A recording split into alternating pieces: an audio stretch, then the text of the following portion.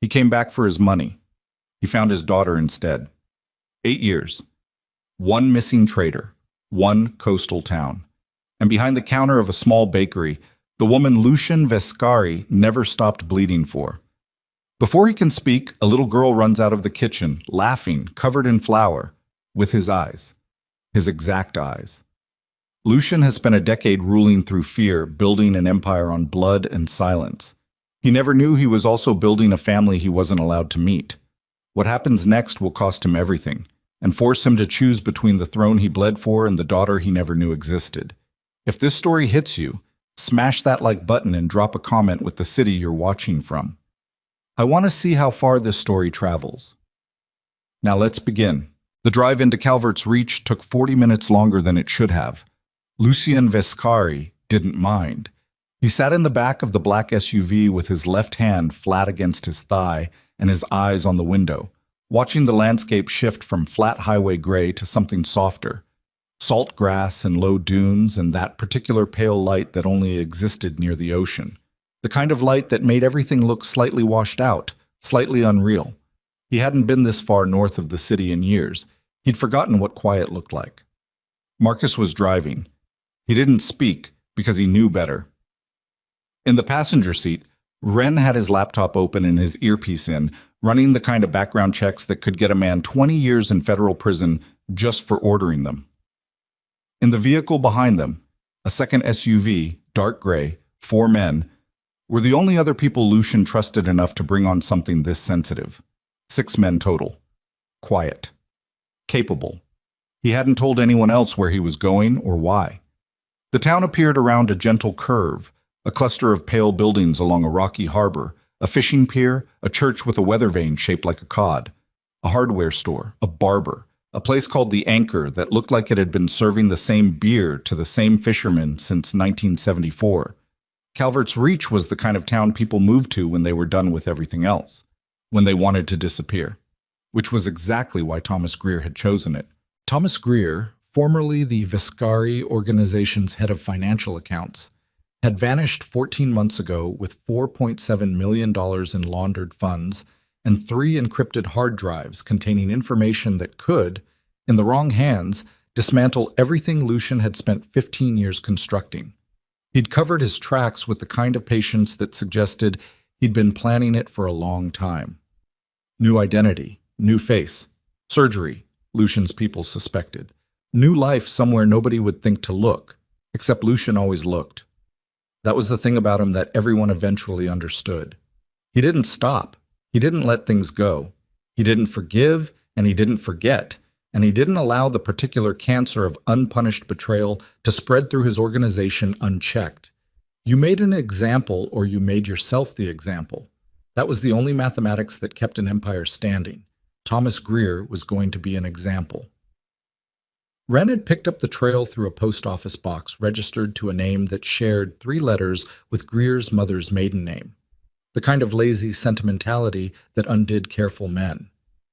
The box was registered to this town, the financial pattern, small withdrawals from 3 different banks in 3 surrounding counties, suggested someone living within a 20-mile radius, spending carefully, keeping their head down. It wasn't confirmed. It was close enough. Anything? Lucian asked. Nothing new, Ren said. Still tracking the bank pattern? Last withdrawal was 11 days ago, ATM on Marsh Street. That's 2 blocks north of the harbor. Lucian nodded once. Marcus pulled into the main commercial strip, moving slowly. The town was just waking up. It was barely past 7 in the morning, the sky still pale and cold-looking, the harbor water flat and silver.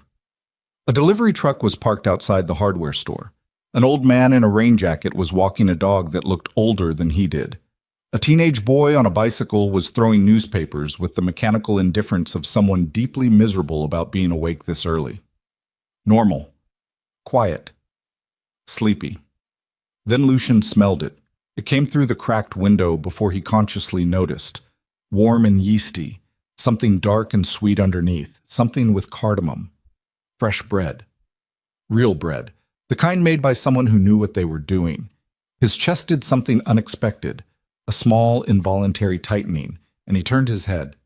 The bakery was a narrow shop wedged between a bookstore and what looked like a real estate office. Hand-painted sign above the door. Ellington's. The window was warm with light, slightly fogged at the corners. Through it, he could see a display of bread loaves and small pastries arranged on what looked like a salvaged wooden shelf. A chalkboard menu was propped against the glass. The door was propped open despite the morning chill, which was why the smell was reaching him out here in the street. "Pull over," Lucian said. "Sir?" "Pull over." Marcus pulled to the curb. Lucian sat for a moment, not entirely sure why. There was no logical reason to stop here. He wasn't hungry. He didn't need information from a bakery. He was 2 blocks from the ATM Thomas Greer had used 11 days ago, and he had work to do. He opened the door and got out. The cold hit him. That specific coastal cold, damp and edged, that got into your collar no matter how good your coat was. He stood on the sidewalk for a moment, looking at the bakery's lit window. Behind him, he could hear Marcus cutting the engine, the quiet shift of the men in the second vehicle going alert. Lucian walked to the bakery door and stopped. Through the gap, he could see the interior. 6 small tables, mismatched chairs, a long counter with a glass case. The walls were painted the kind of off-white that happened when you started with white, and then just lived in a place for a while. A single string of bare Edison bulbs ran along the ceiling. It smelled extraordinary, warm and dark and sweet, and something else underneath, something that activated some old, half-dead part of his brain that he'd sealed off years ago. He was about to step inside when he heard the laugh. It came from somewhere behind the counter, through a swinging door that led to what was presumably the kitchen. A child's laugh, pure and completely unself-conscious, the kind of sound that only happened when someone thought no one was listening. Then the door swung open, and she came through it at a run, a small girl, maybe 7 or 8, with flour on both cheeks and a streak of it in her dark hair, and a look on her face like she'd just gotten away with something spectacular. She stopped when she saw him standing in the doorway. She tilted her head. He looked at her. The laugh faded, but the light behind it didn't. She studied him with the frank, unself-conscious assessment of a child who hadn't yet learned to pretend she wasn't looking. Her eyes were... Lucian stopped breathing. Her eyes were gray. Not blue-gray, not hazel. Genuinely gray. The particular shade that most people described as unusual when they met him. The same shade his mother had called winter water when he was small. He had never in his adult life met another person with eyes that color. He was looking at them right now. The girl tilted her head the other way. "Are you here for bread?" she asked. Her voice was matter-of-fact, practical. Like asking was a courtesy, but the answer was fairly obvious since that was what the sign said. Lucian could not speak. The swinging door moved again. A woman came through it carrying a tray of small pastries, her eyes down, already talking. "Ivy, I told you not to run when you're carrying..." She looked up. The tray didn't fall. Her grip tightened on it instead, knuckles going white, and she went completely still. The color drained from her face in the space of half a breath. She stared at him the way people stared at something they had spent years convincing themselves they would never see. Lucian had not seen Mara Ellington in 8 years, 4 months, and some number of days he had stopped counting because counting had been making him worse. She was thinner than he remembered. Her hair was different, shorter, pulled back practically instead of the loose way she'd always worn it. There were lines at the corners of her eyes that hadn't been there before. Her hands, where they gripped the tray, were the hands of someone who worked with them every day. She was the most familiar thing he had seen in 8 years. "Lucien," she said, just his name, the way someone says a word they've been afraid of for a long time. Flat, quiet, like diffusing it. "Mama," the little girl said. "Do you know him?" Mara didn't answer. She set the tray down on the counter with careful, deliberate precision, like she was making very sure she didn't drop it. She kept her eyes on Lucian. "Ivy," she said, "go to the back. But now, baby, please." The girl, Ivy, looked between them with the particular alertness of a child who understood that something significant was happening, even if she didn't know what. She retreated through the swinging door without further argument. The door whispered shut behind her. The bakery was silent, except for something in the kitchen that was still baking, the low hum of heat. Lucian stepped inside and let the door fall closed behind him. He didn't speak right away.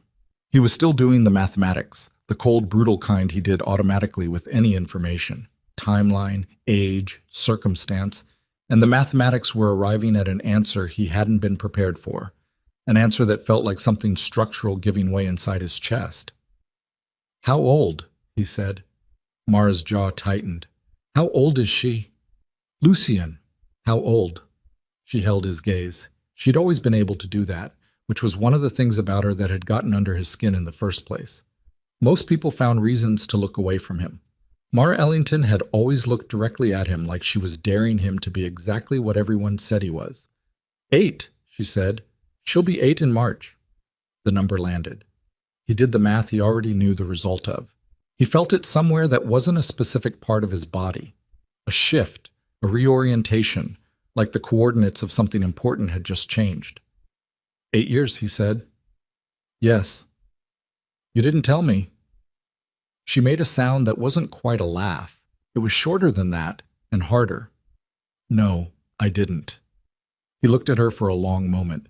There were things rising in him that he hadn't felt in years, things he'd locked down and waited and sunk deep enough that he'd mostly stopped noticing them. Rage was one of them. Grief was under the rage. Under the grief was something else, something he didn't have a clean name for, that had to do with the 8 years he'd spent in an empty apartment above his office, sleeping 4 hours at a time, building an empire with both hands because he hadn't known what else to do with them. "I want an explanation," he said. His voice was very controlled. He'd learned control at significant cost, and he maintained it the way you maintained expensive equipment, with attention, with purpose, with constant small adjustments. "You're not going to get one," Mara said. "Not here, not like this." She glanced toward the kitchen door, the small, involuntary look of a parent tracking where their child is. "You need to leave." "I'm not leaving." "Lucian, I am not leaving." Quiet. Absolute. The tone that his captains had learned meant a conversation was over. "I've been in this town for 6 minutes, and I've just found out that I have a daughter I didn't know existed. I will not be leaving." Something moved behind her eyes. Fear was in there somewhere, but it wasn't the dominant thing. The dominant thing looked more like exhaustion. The exhaustion of someone who had been braced for impact for a very long time and had just heard the sound of it finally arriving. "I have a business to open," she said. "Then open it."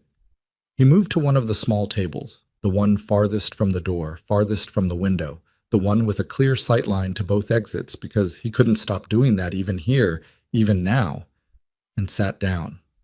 "I'll wait." She stared at him. "I've waited 8 years, he said. "I can wait a few more hours." The morning business was light. That was the word Mara used in her head. Light, because calling it torture seemed overwrought even under the circumstances. 3 regulars came in between 7 and 8:30, an older couple who shared a table by the window and split an almond croissant, a woman in nursing scrubs who bought a whole loaf of sourdough without making eye contact with anyone, and a teenage boy who ordered a coffee and a cinnamon roll and spent 20 minutes on his phone. None of them seemed to notice the immaculately dressed man sitting at the back table with his hands folded and his eyes on everything. Mara noticed. She noticed with every cell in her body, the way you noticed a weather system moving in. Ivy came back out at 8, once the initial rush, such as it was, had settled.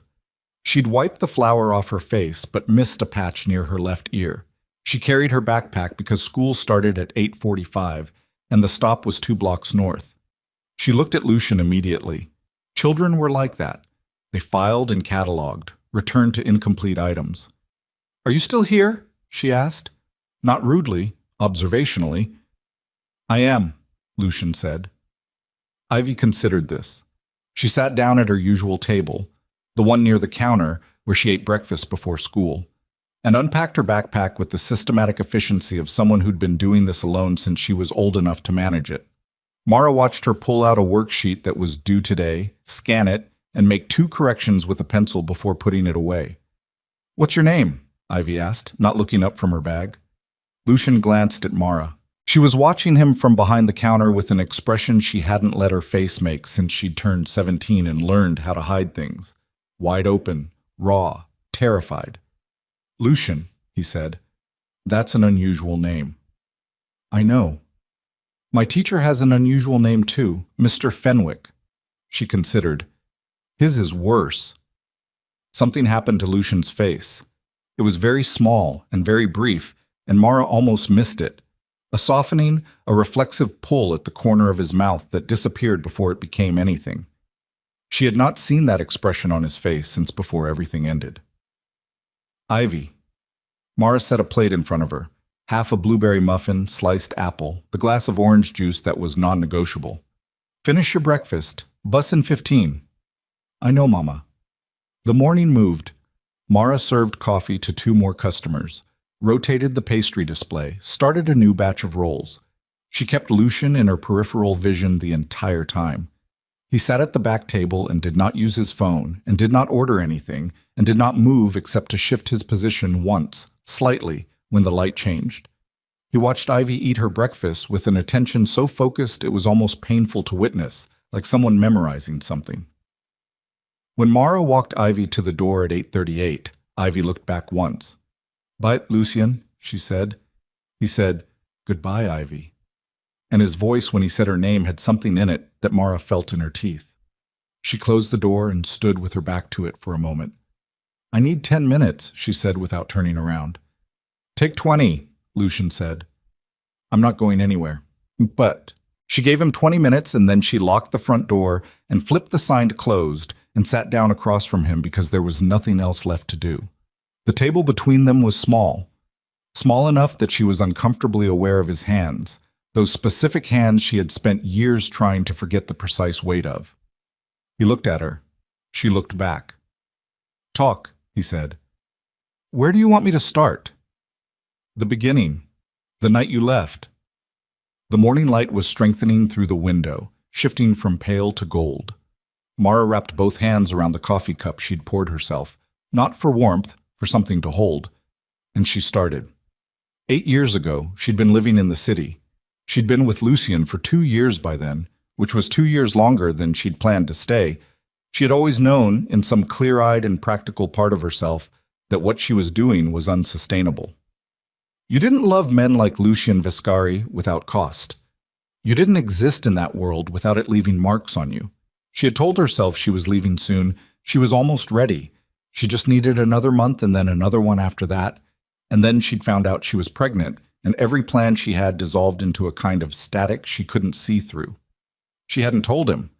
She'd been working up to it, cycling through variations of the conversation, trying to find the version that didn't feel like lighting something on fire.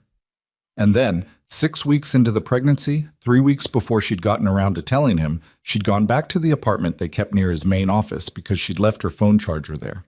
She had a key. She let herself in through the back entrance. She came in quietly because she was tired and it was late and she hadn't announced herself. And she'd stood in the hallway and listened to 2 of his captains, men she'd seen at dinner, men who'd called her by name and smiled at her, discuss what would happen to anyone carrying Lucian Viscari's bloodline if his enemies ever got serious about destabilizing the organization. They were clinical about it. They used the word liability several times. They agreed that the situation, meaning her, meaning any child she might be carrying, would need to be managed before it became a problem. Mara had stood in that hallway for approximately 4 minutes. Then she had walked back out the way she came. She'd spent 2 days paralyzed, during which she'd told herself she needed to talk to Lucian. She needed to give him the chance to explain. She needed to... And then she'd gotten a call from a friend who worked at a hospital on the east side, telling her that a woman matching her description had been brought in with a gunshot wound and no ID. The woman had survived. She didn't know who had ordered it or why, but Mara had known. With the specific certainty of someone who had just heard a conversation about liabilities, she had known. She'd been gone by the end of the week. When she finished, the coffee cup had gone cold. Lucian had not moved or spoken during the entire account.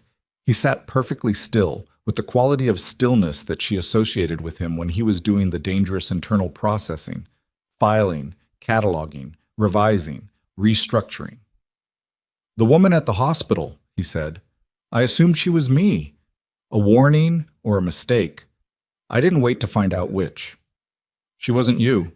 His voice was flat. Her name was Carla Mendez. She worked in the financial division. She'd been skimming from secondary accounts for 8 months. That shooting had nothing to do with you. Mara stared at him.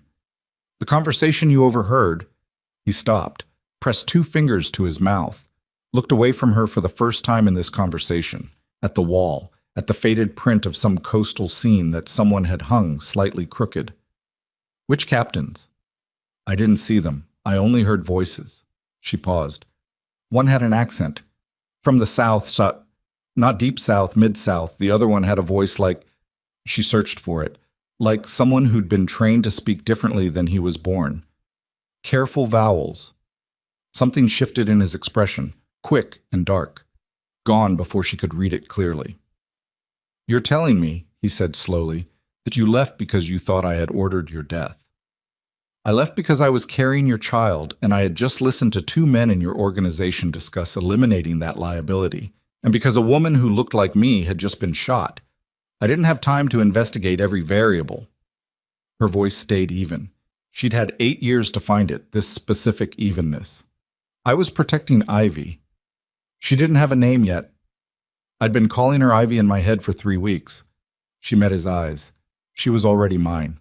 I chose her. The silence stretched. Outside, a gull screamed past the window.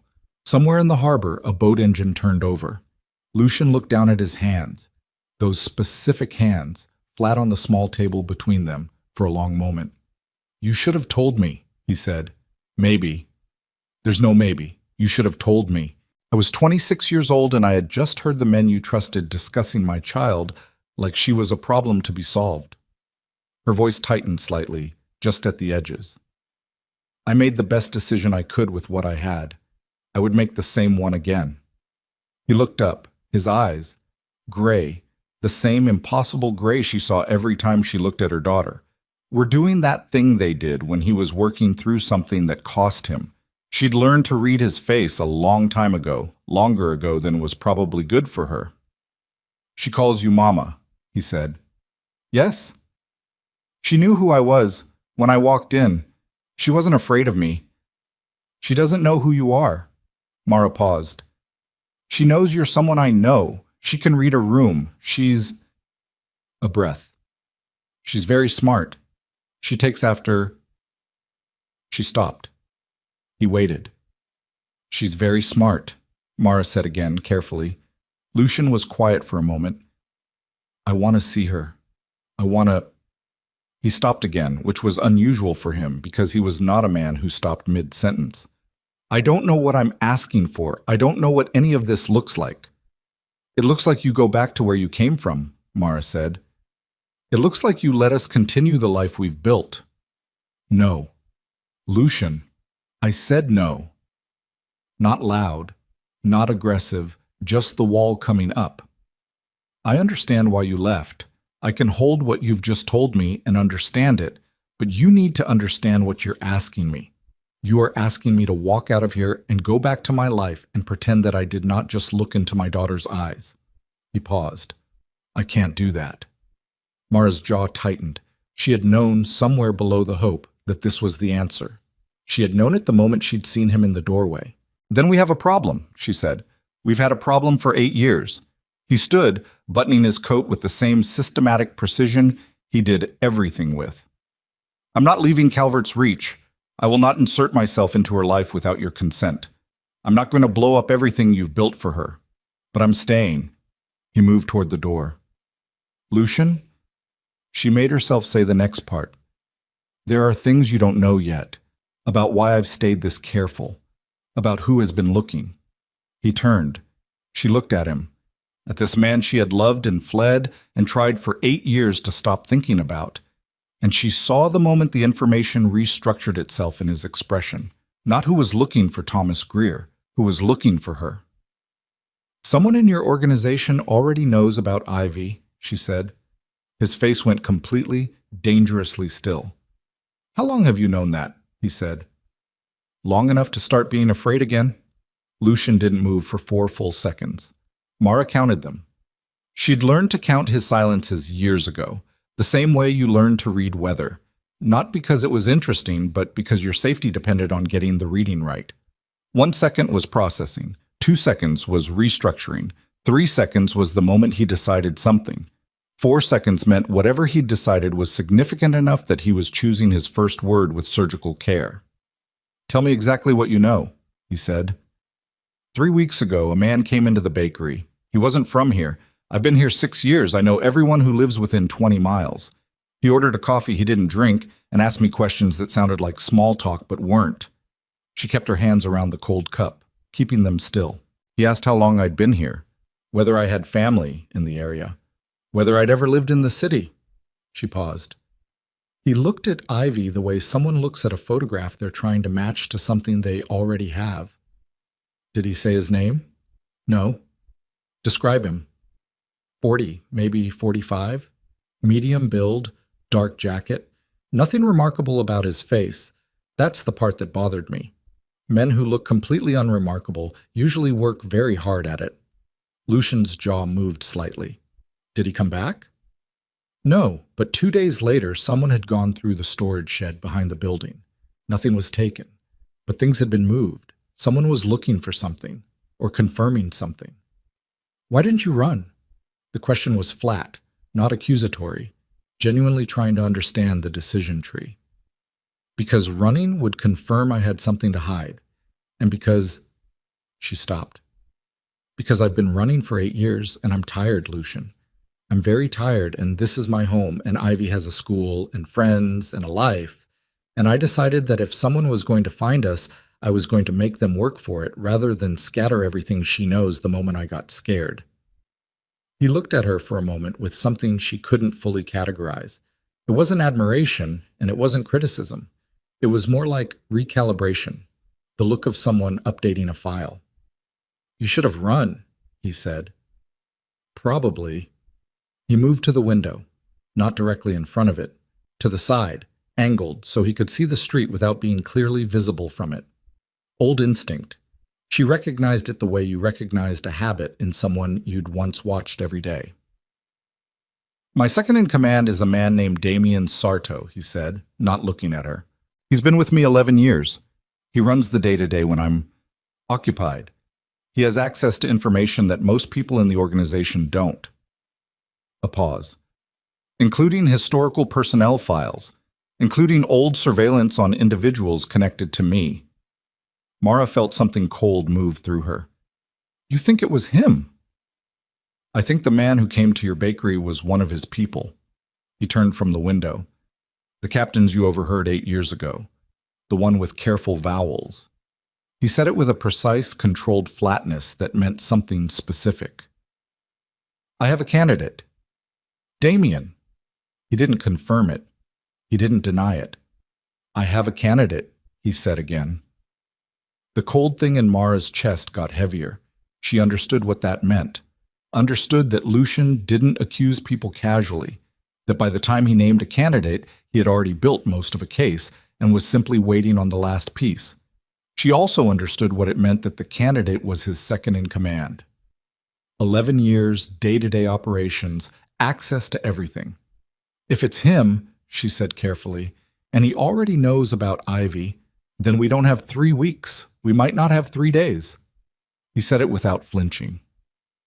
She'd always hated that about him. The way he delivered catastrophic information in the same register he used to order coffee. It had read as cold to her once. Now she recognized it for what it was, the specific discipline of someone who'd learned that panic was expensive. What do we do? Right now, you're going to act like this conversation didn't happen. You're going to open the bakery. You're going to have a normal day. He moved toward the door. I'm going to make some calls. Lucian. She stood. She doesn't know who you are. She doesn't know anything about your world or your name or what it means. I have kept her completely... I know. His voice was quiet. I'm not going to blow that up, I told you. He looked at her once more from the door. How does she take her hot chocolate? Mara blinked. She drinks it in the morning, after the bread comes out. I saw the mug on the counter. How does she take it? Extra cocoa, Mara said, thrown. No marshmallows. She thinks they're too sweet. He nodded, filed it, opened the door. "Lock this after me," he said. The house Lucian rented by noon was a gray-shingled colonial 3 blocks from the harbor, available furnished at a weekly rate from an agency that didn't ask follow-up questions when presented with cash and a plausible cover story. By 2 in the afternoon, Marcus and 2 of the other men had swept it for anything problematic and established a rotation. By 4, Wren had a mobile workstation running in the back room and had updated his search parameters significantly. Thomas Greer had become secondary. Lucian sat at the kitchen table with a legal pad and wrote a list of names in his precise, small handwriting. The handwriting of someone who'd taught himself to write neatly because messiness felt like imprecision. He circled 3. He drew a line through 1. He put a question mark beside another. Then he sat back and looked at the ceiling for a while. His phone had registered 11 missed calls from Damien since this morning. He hadn't returned any of them. He'd sent a single text. Out of range. Back end of week. Hold everything non-critical. The non-response would read as normal. Lucian went dark sometimes, always had. It was part of how he operated. But Damien was smart. Damien had always been smart, which was why Lucian had elevated him, and which was also why, if the candidate theory was correct, Damien would start reading the silence carefully before long. He called a man named Corbin Hale instead. Corbin was 71 years old and had been retired from the organization for 4 years, and was therefore one of the only people Lucian could reach without the call being noted and logged by anyone currently on Damien's radar. "You're calling from a number I don't recognize," Corbin said when he picked up. "New phone." "Uh-huh. What do you need?" 11 years ago, when Sarto came on. "Who vouched for him?" A pause. Corbin was the kind of man who didn't ask why you wanted to know things. He just either had the information or he didn't. "Ferrante brought him in. You remember Ferrante?" "Ferrante's dead." "Yes, he is." "Who else?" "Nobody else." "Ferrante vouched. You ran your own check. You brought him in. That's the record." Another pause. "You running a check now?" "I'm reconsidering some things." Corbin's voice was the voice of a man who had seen many reconsiderations and understood what they usually preceded. "You need me to look at anything specific? Financial movement, past 18 months, outflows that don't match the official accounts." "That'll take time." "I know. Start with the secondary reserve accounts." "Give me 48 hours. Lucian hung up and looked at the legal pad again. 48 hours. He had 48 hours before either Corbin turned up something concrete or Damien finished reading the silence and began making his own moves. In the meantime, he had a daughter 3 blocks away who didn't know his name meant anything. He went back to the bakery at 8 the next morning. Different table, same sight line to the exits. He ordered coffee this time. Mara brought it without comment, set it down with the controlled efficiency of someone performing a task they were not going to assign emotional weight to, and went back to the counter. Ivy arrived from the kitchen at 8:10, already in her school clothes, backpack on, carrying what appeared to be a drawing she was evaluating with intense critical judgment. She looked at Lucian. He looked at her. "You came back," she said. "I did." She sat at her usual table, set the drawing face up. It was a horse, fairly accomplished for someone her age, the proportions almost right. "Do you know anything about horses?" "Some. Enough to tell me if this looks right?" He looked at the drawing across the distance of 2 tables. "The neck is a little long. Horses carry their weight forward. The neck should be shorter, thicker near the base." She looked at the drawing with a new assessment, then at him. "How do you know that?" "My uncle had horses when I was young." "What kind?" "Standard breds mostly, for racing." He paused. "They're not like riding horses. They pull a cart, a sulky. It's a different sport." Ivy processed this with the systematic thoroughness she applied to apparently everything. "I've never seen that kind of racing." "Most people haven't." She turned the drawing over and began correcting the neck with her pencil. "Do you have a family?" she asked, in the tone of someone pursuing a line of inquiry rather than making conversation. The question landed in a specific place. "I'm working on it," Lucian said. Ivy appeared to find this an acceptable answer. She continued correcting her drawing. Mara, behind the counter, had stopped moving. By the third morning, a pattern had established itself, the way patterns did when you stopped fighting them. Lucian arrived at 8. He ordered coffee, sometimes a pastry, which he ate with the focused attention of someone tasting something they'd denied themselves for a long time. He sat at his table and didn't bother anyone. He was quiet in a way that was different from threatening quiet.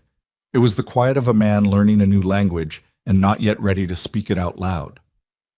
Ivy talked to him every morning. She had decided, with the executive confidence of a child who had assessed a situation and reached a conclusion, that he was interesting. She told him about her teacher, Mr. Fenwick, whose unusual name was now only the third most unusual thing about him, the first being that he was afraid of butterflies, and the second being that he cried during a history lesson about a siege that happened in a country most of the class couldn't locate on a map. She told him about her best friend Petra, who could hold her breath underwater for 47 seconds. She showed him a library book she was reading about deep-sea fish, the bioluminescent ones, the ones that made their own light in total darkness. "Why those?" he asked. She turned the book to show him a page, a photograph of something translucent and alien-looking, glowing cold blue-green from the inside. "Because they had to," she said. "There's no light down there, so they just made their own." He looked at the photograph for a moment. "That's smart," he said. "It's survival," Ivy corrected, with the precision of someone who found imprecision mildly irritating. Mara, wiping the counter for the second time in 5 minutes, did not look up. The problem was the way Lucian looked at Ivy. She'd known, intellectually, that this would be the problem, that it wouldn't be the hostility or the demand or the pressure she'd braced for. It would be this, the way a man who had built his entire existence on controlled distance turned out to have no distance whatsoever when it came to this specific person. He watched Ivy with the focused attention of someone who understood they were being given something they hadn't earned and couldn't keep, but couldn't stop accepting. It was, Mara thought, the most dangerous thing about him. It always had been. The call came on the 4th day. Not to Lucian's phone. To the bakery's landline, which almost nobody used anymore except suppliers and the occasional wrong number. Mara answered it automatically, flour on her hands, thinking it was the dairy delivery confirming tomorrow's time. "Mrs. Ellington." The voice was male, mid-range, pleasantly neutral in the specific way of someone trained to sound pleasant and neutral. "Or is it still Ms. Ellington? I understand you never married." Mara's hand tightened on the receiver.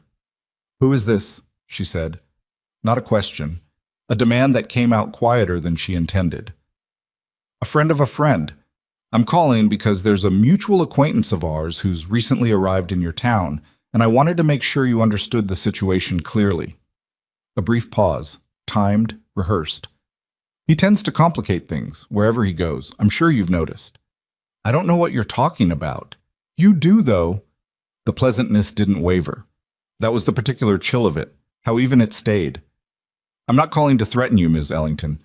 I'm calling because you seem like a practical woman who has managed to build something genuinely valuable here, and I would hate to see it disrupted." Another pause. "We both know that his presence is a risk to you and to your daughter." Mara said nothing. "There's a simple solution," the voice continued. "You tell him to go home. Whatever he came here looking for, tell him he won't find it. Tell him there's nothing here worth staying for." The pleasantness sharpened by a fraction, just enough to be felt. "He listens to you. He always has. That's the remarkable thing about the two of you." The line went dead. Mara stood with the receiver in her hand for a moment. The kitchen timer was going off, a loaf she needed to pull. The morning was moving normally around her, and she was standing in the middle of it, holding a phone that had just made everything worse. She hung up. She pulled the loaf. She set it on the rack with both hands and stood over it and breathed. Then she untied her apron, told the part-time girl who came in 3 days a week to watch the counter, and walked out the back door. So, Lucian's rented house had a man she didn't recognize sitting in a car across the street, which she had learned meant she was cleared to approach. She'd learned this on day 2, when Marcus had explained the system with the economical brevity of someone who assumed she was intelligent enough to absorb information quickly and was right. She knocked. Marcus opened the door. Lucian was in the back room with Ren, both of them looking at something on the laptop screen, and he turned when he heard her come in with the particular alertness she'd never seen him lose, the full-body awareness of something shifting in the environment. He took one look at her face. "Who called?" he said. She told him everything, word for word, as close as she could reconstruct it. She'd always had a good verbal memory, which turned out to be useful in ways she hadn't predicted. He listened without interrupting, standing very still with his arms at his sides, which was how she knew he was most focused. When she finished, he turned to Ren. "The bakery landline," he said. "Trace it." "Already on it," Ren said, which meant he'd been listening. Lucian turned back to Mara. "The voice. Midwest flat or coastal?" "Neither. Train neutral. But there was something underneath, she thought about it. Something that went up at the ends of sentences slightly. Not a question inflection, more like emphasis pattern. "Southern," Lucian said. She looked at him. "Not deep south, mid-south." He said it almost to himself, and his face did the thing it had done when she'd described the voice in the hallway 8 years ago. The quick, dark shift. He used the landline because he knew we'd be monitoring cell traffic. He was careful, but not careful enough to scrub the accent completely. His jaw tightened. "He's in the area." "Damien? Or someone reporting to him who's close enough to make the call with personal knowledge of your routine?" He moved to the window, the same angled position, side of the frame. "Ren. Trace is coming back to a burner," Ren said. "Local cell tower, though, half-mile radius of the harbor." Half a mile. Mara thought about that. Thought about Ivy at school 2 blocks from the harbor. Ivy who walked the route alone because she was 8 and capable, and because this had always been a safe town. "I need to get Ivy," she said. "She's fine. I have a man outside the school. He's been there since day 1. Lucian said it flat, matter-of-fact, and then seemed to register the way she looked at him. "I wasn't going to not do that. You put surveillance on my daughter's school without telling me." "I put protection on my daughter's school," he said, and the correction was quiet but absolute. "Without telling you." "Yes. Because you would have argued about it, and I didn't have time for the argument." He held her look. "Was I wrong to do it?" She wanted to say yes. She wanted to say yes because she'd spent 8 years making every decision about Ivy's safety herself, every single one, with no one else's hand in it. And the sudden presence of someone else making those calls without consulting her felt like something being taken from her. She wanted to say yes. She said, "No." He nodded once. No satisfaction in it. Just filed. "Here's what's happening," he said. "Damien's in position faster than I expected, which means he's been planning this longer than I thought. The call to the bakery was a test. He wanted to see if you'd pass me the message. If you'd come running to me, that tells him the dynamic. If you didn't, that tells him something else." He paused. "You came to me." "Because Ivy is at risk." "I know, but he'll read it as—" He stopped. Reconsidered. "It doesn't matter how he reads it. It matters what we do now." He looked at Ren. "Get Corbin on the line. I need whatever he has so far, partial or not." "Lucian," Mara said. He turned. "What does Damien want? Actually want? Not the money, not the... What is this about for him?" The question sat between them. Lucian took a breath through his nose, slow, controlled. "He wants the organization," he said. "He's wanted it for years. He's been patient about it, building loyalty with the captains, repositioning resources, establishing redundancies. He's been building a case that I've become distracted." A pause. "Sentimental. Because of us. He didn't know about you until recently, but he knew something had changed. That I was..." He stopped again with that mid-sentence quality that wasn't like him. "That I'd been off for a long time. Less focused, less present." He looked at her with something that cost him to show. "I've been off for 8 years, Mara. Since the night you left." He noticed before I admitted it to myself. The room was quiet except for Ren's keys. "He found out about Ivy," Lucian continued, "and it gave him everything he needed. A child is the cleanest leverage in the world. Threaten her, and I either collapse trying to protect her or I make decisions out of emotion instead of strategy, and either way he wins. He paused. What he didn't calculate is that I was already planning to burn the whole thing down. Mara stared at him. What? Not today, not this week, but his voice was careful, precise. The life I've been living for 8 years stopped being something I wanted a long time ago. I built it because building things is what I do when I have nothing else to hold on to, but I don't want to hand it to my daughter someday.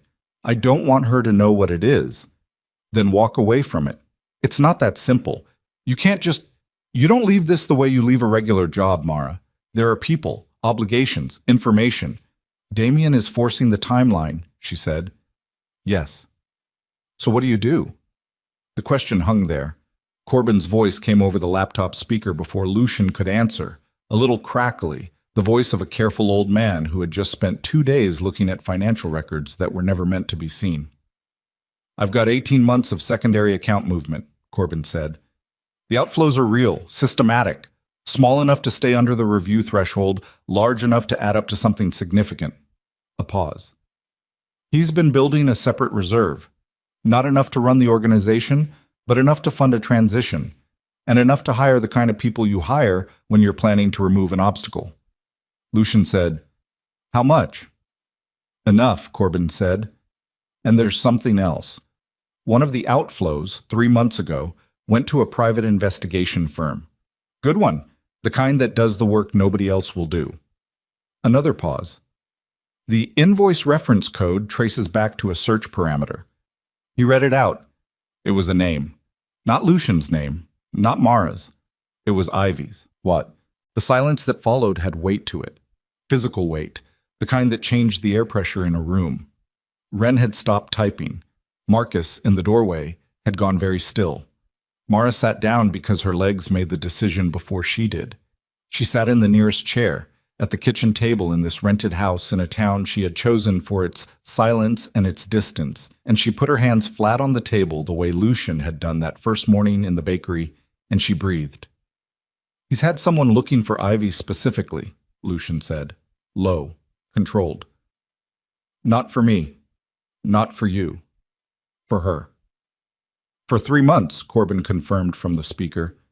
Whatever he found it at least 3 months ago. Lucian moved to the table and sat across from Mara. He didn't touch her. He put his hands flat on the table and looked at them, and then he looked at her, and she saw, beneath the control, beneath the discipline he'd built his entire existence on, a fear she recognized because she'd lived with its close cousin for 8 years. He knows everything, Lucian said. He's known for 3 months. He waited. Why?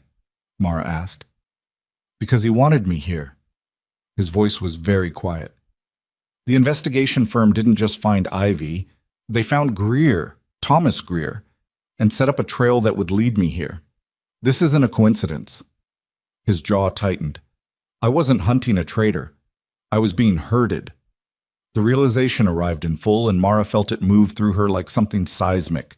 Everything she'd thought was random acquiring structure, the unremarkable man in the bakery, the searched storage shed, the phone call, all of it forming a shape that had been designed before she knew she was inside it. Lucian had been led here, to her, to Ivy, and now Damien had them all in one place. The Harvest Festival, Wren said quietly from the other room. Both of them looked toward him.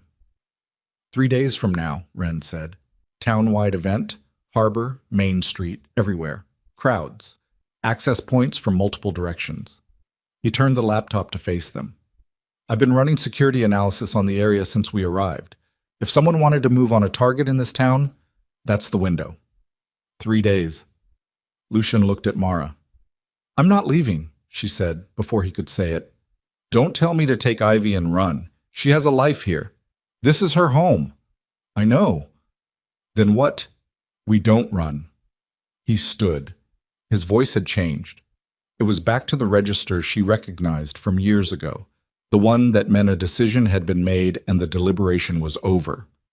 We stop reacting and start moving.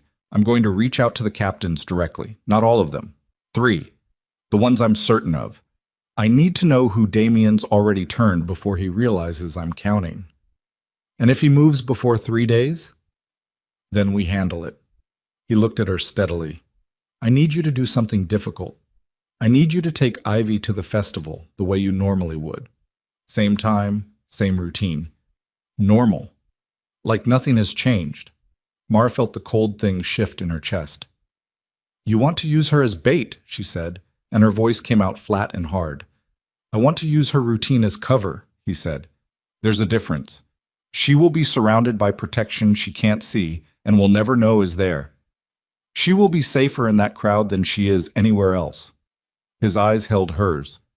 I will not let anything happen to her. I need you to understand that. You can't promise that. No, I can't.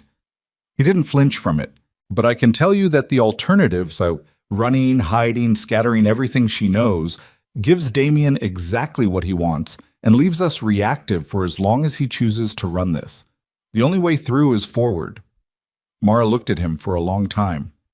8 years ago, she had made a decision in a hallway with incomplete information, and she had lived with the consequences every day since then, in the specific particular way that good decisions still cost you something. She had been right to run. She had been wrong about why. She looked at this man, this specific, complicated, profoundly dangerous man who had spent 4 mornings in her bakery learning that her daughter found marshmallows too sweet and was conducting original research into the structural properties of horse necks. And she made the calculation she'd always been better at than she'd admitted. 3 days, she said. 3 days. If anything feels wrong, you pull her and you run and I deal with the rest. Yes. He said it without hesitation. That's the standing order. Yours supersedes mine. She nodded, stood, straightened her jacket. There's one more thing, Lucian said. She paused. Ivy's going to ask about me. She already is. Mara, she's already asking. She's 8 years old and she's been watching us and she has her mother's instincts and she knows something is happening. He paused. I'm not going to tell her anything without your consent. But you need to decide before this is over what you're going to tell her, because after this is over, she'll be old enough that the question won't go away on its own. Mara stood in the kitchen doorway of the rented house where the most dangerous man she had ever loved was running a quiet war out of the back bedroom, and she thought about a little girl with gray eyes who made her own light in total darkness because she had to.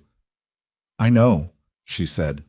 She left through the back door. Behind her, she heard Lucian pick up his phone and begin making the calls that would determine whether they had 3 days or less, his voice dropping into the flat, precise register of a man who had stopped waiting and started moving. And somewhere beneath the fear, somewhere she wouldn't have admitted to out loud, she felt the specific terrible relief of not being the only person anymore who was willing to stand between her daughter and everything that wanted to reach her. The Harvest Festival was in 3 days. And somewhere in this small, quiet town, a man named Damien Sarto was already counting down to the same moment, with a phone full of hired names and a plan that had been running for months and a certainty that he had already won because he had Lucian Viscari exactly where he needed him, in love, in place, and completely surrounded. The 2 days before the festival were the quietest Lucian had spent in years, which meant they were the most dangerous. Quiet had always been the tell.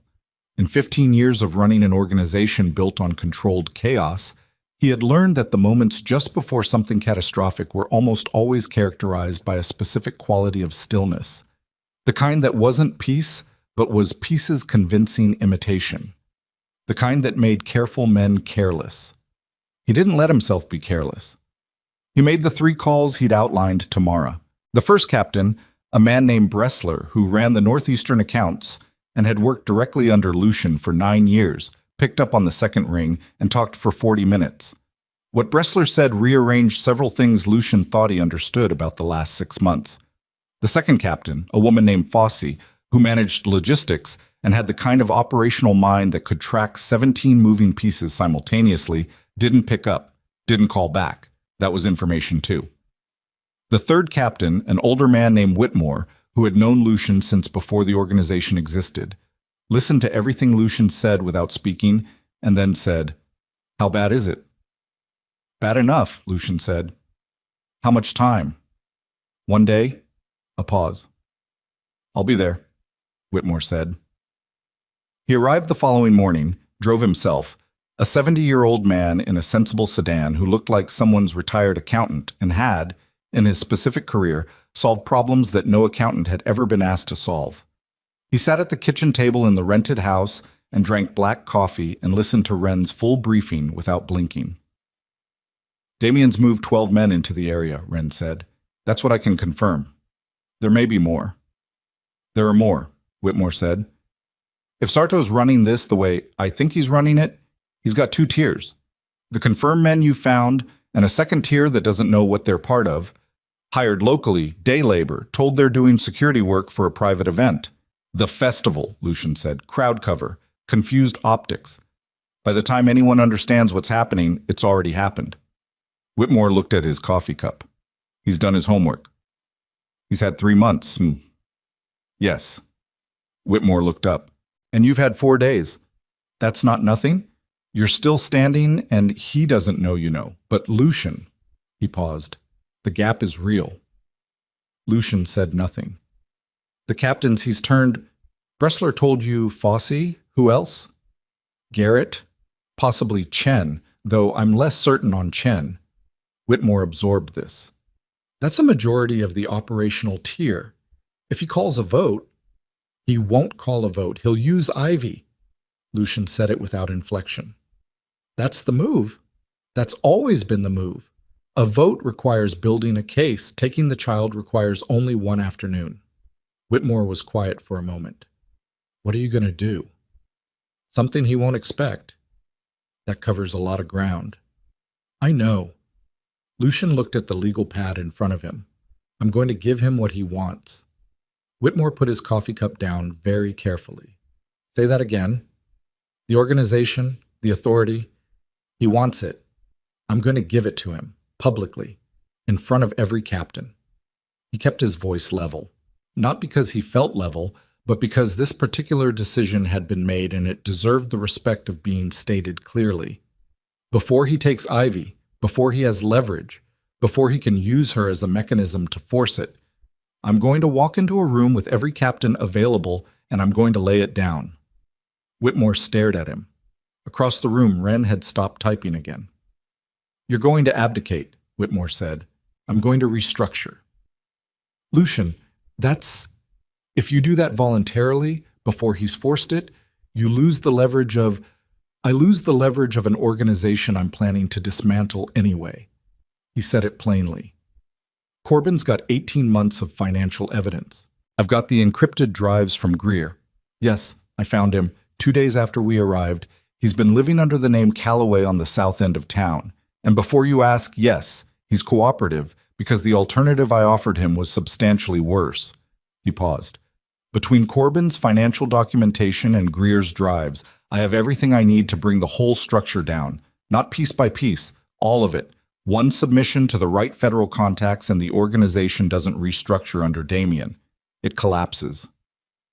Whitmore sat back.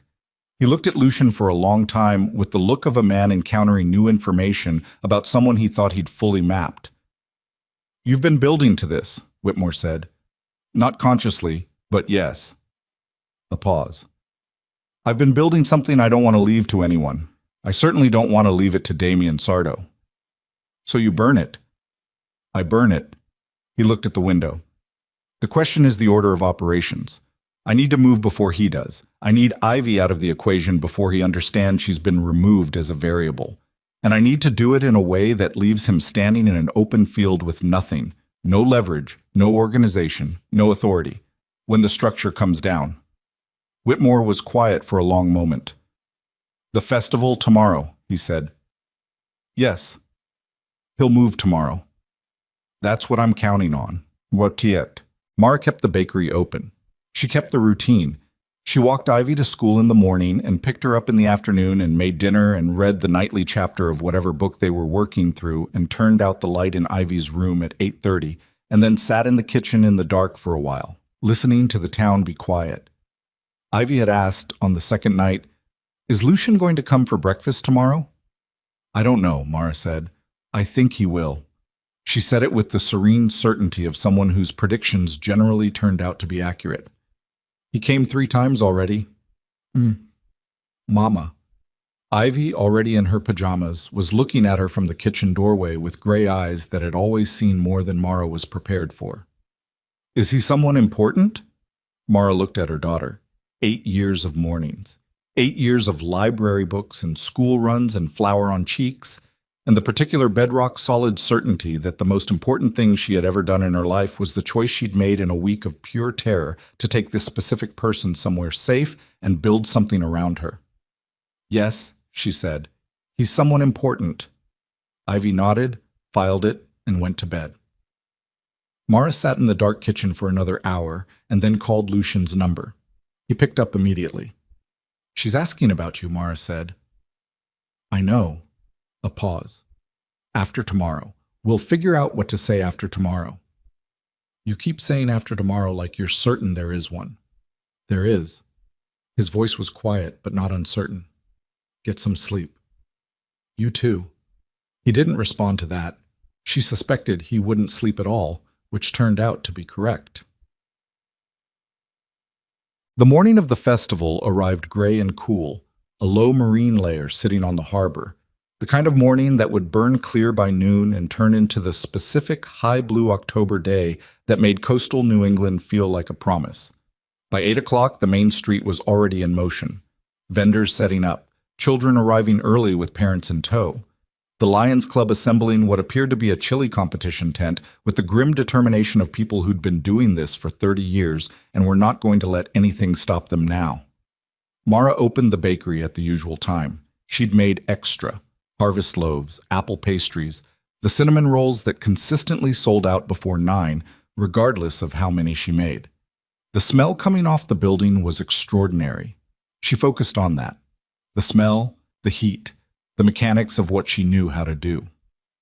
Ivy arrived downstairs at 7:45, dressed in jeans and a rust-colored sweater that had been a birthday gift from Petra's mother. Her hair in the 2 braids Mara had put in last night because she'd asked for them specifically, because the festival felt like a braids occasion. She was bright with anticipation in the way children were bright on days that mattered to them, fully present, fully alive, existing completely in the moment with the unself-conscious totality that adults spent their whole lives trying to reconstruct. Mara looked at her and felt something near the vicinity of her heart, do something she didn't have a word for. Can we get funnel cake? Ivy said. After lunch. You always say after lunch, and then lunch takes forever. Lunch takes 45 minutes. That's forever when funnel cake is happening. Go eat your breakfast. Ivy went. At the counter, the part-time girl arrived and Mara gave her the rundown and then went to stand in the kitchen doorway for a moment where no one could see her face, and she breathed. 3 blocks away, in the gray-shingled Colonial, Lucian was on the phone with Whitmore, finalizing the last variable in a sequence he'd been running in his head all night. Wren had confirmed that 9 of Damien's confirmed 12 men were positioned within a 4-block radius of the bakery and festival grounds. The other 3 were unaccounted for, which was the variable that bothered him. But Lucian had built an entire career on operating under incomplete information, and he was not going to let 3 missing pieces stop the sequence from running. He'd sent Whitmore ahead 2 hours ago with a message to the 4 captains who'd been identified as still loyal: Bressler, Whitmore himself, a man named Curran, who ran the southern tier, and an older captain named Hollis, who nobody ever quite remembered until they needed to. The message was simple. Harbor Warehouse District, noon, come alone. Come quiet. To Damien, he sent a different message. I know you're in the area. We need to talk. Festival grounds, noon. Come to the bakery. He read it back once. Sent it.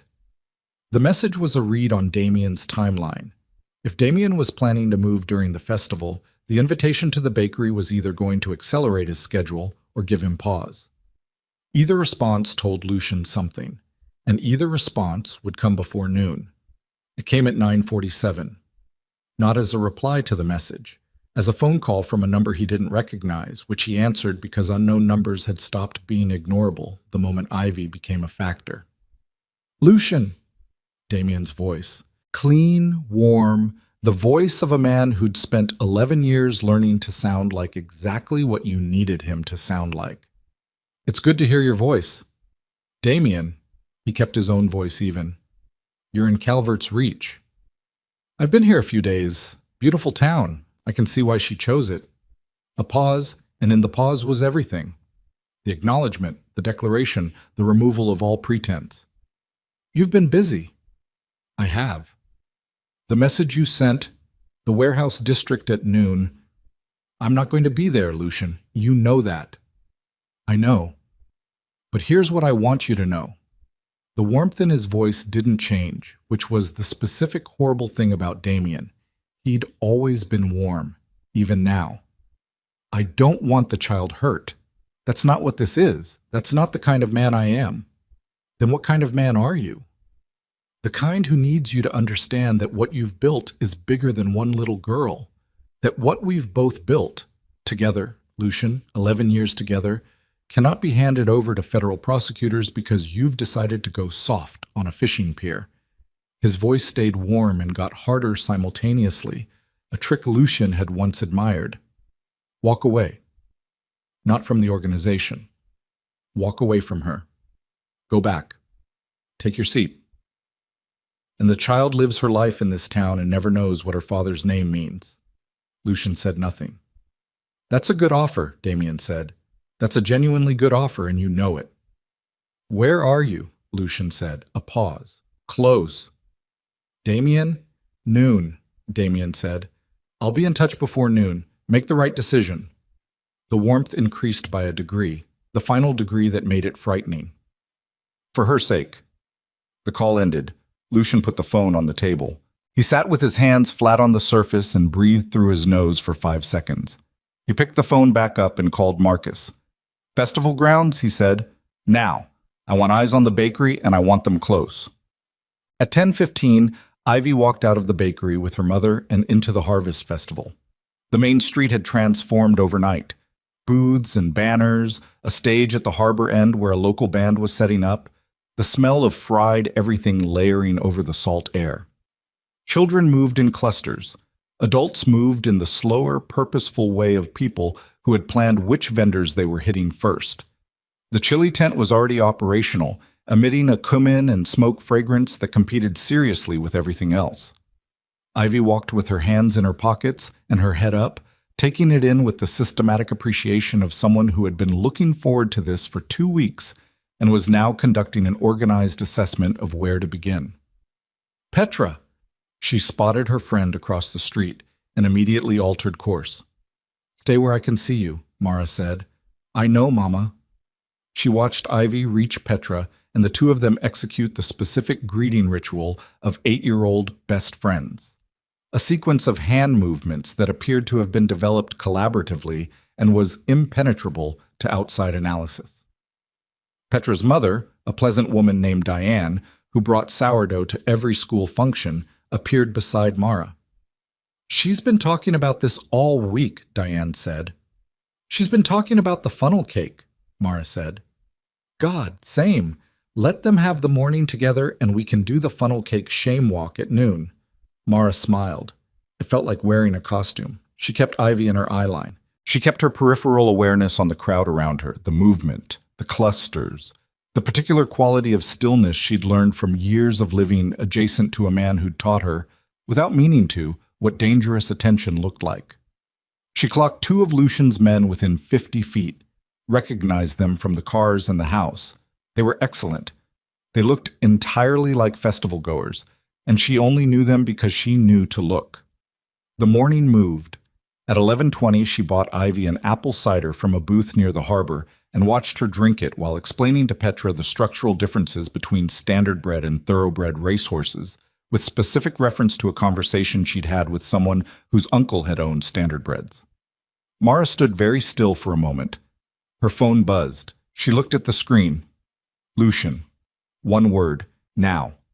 She looked up.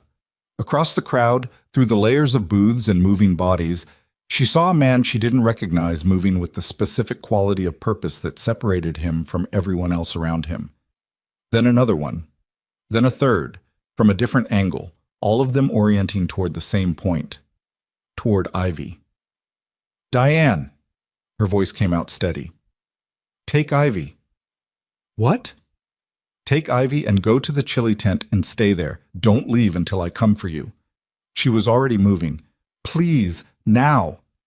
Diane, to her credit, took one look at Mara's face and did exactly that. Mara heard Ivy's voice start a question behind her, and then Diane was moving them and Mara was moving the other direction, into the crowd, toward the closest of Lucian's men, who had already seen the approaching figures and had his hand at his jacket. Everything happened very fast. The first of Damien's men reached the spot where Ivy had been standing 30 seconds before, found it empty, and looked up. His eyes found Mara. She held his gaze for 1 second, long enough to understand that he was recalculating. Then someone grabbed her arm from behind. Not roughly, efficiently. The grip was controlled, professional. The grip of someone who'd been trained to move a person without causing a scene. She turned fast enough to see his face. Unremarkable, medium build, dark jacket. The man from the bakery, 3 weeks ago. The one who'd looked at Ivy like a photograph to be matched.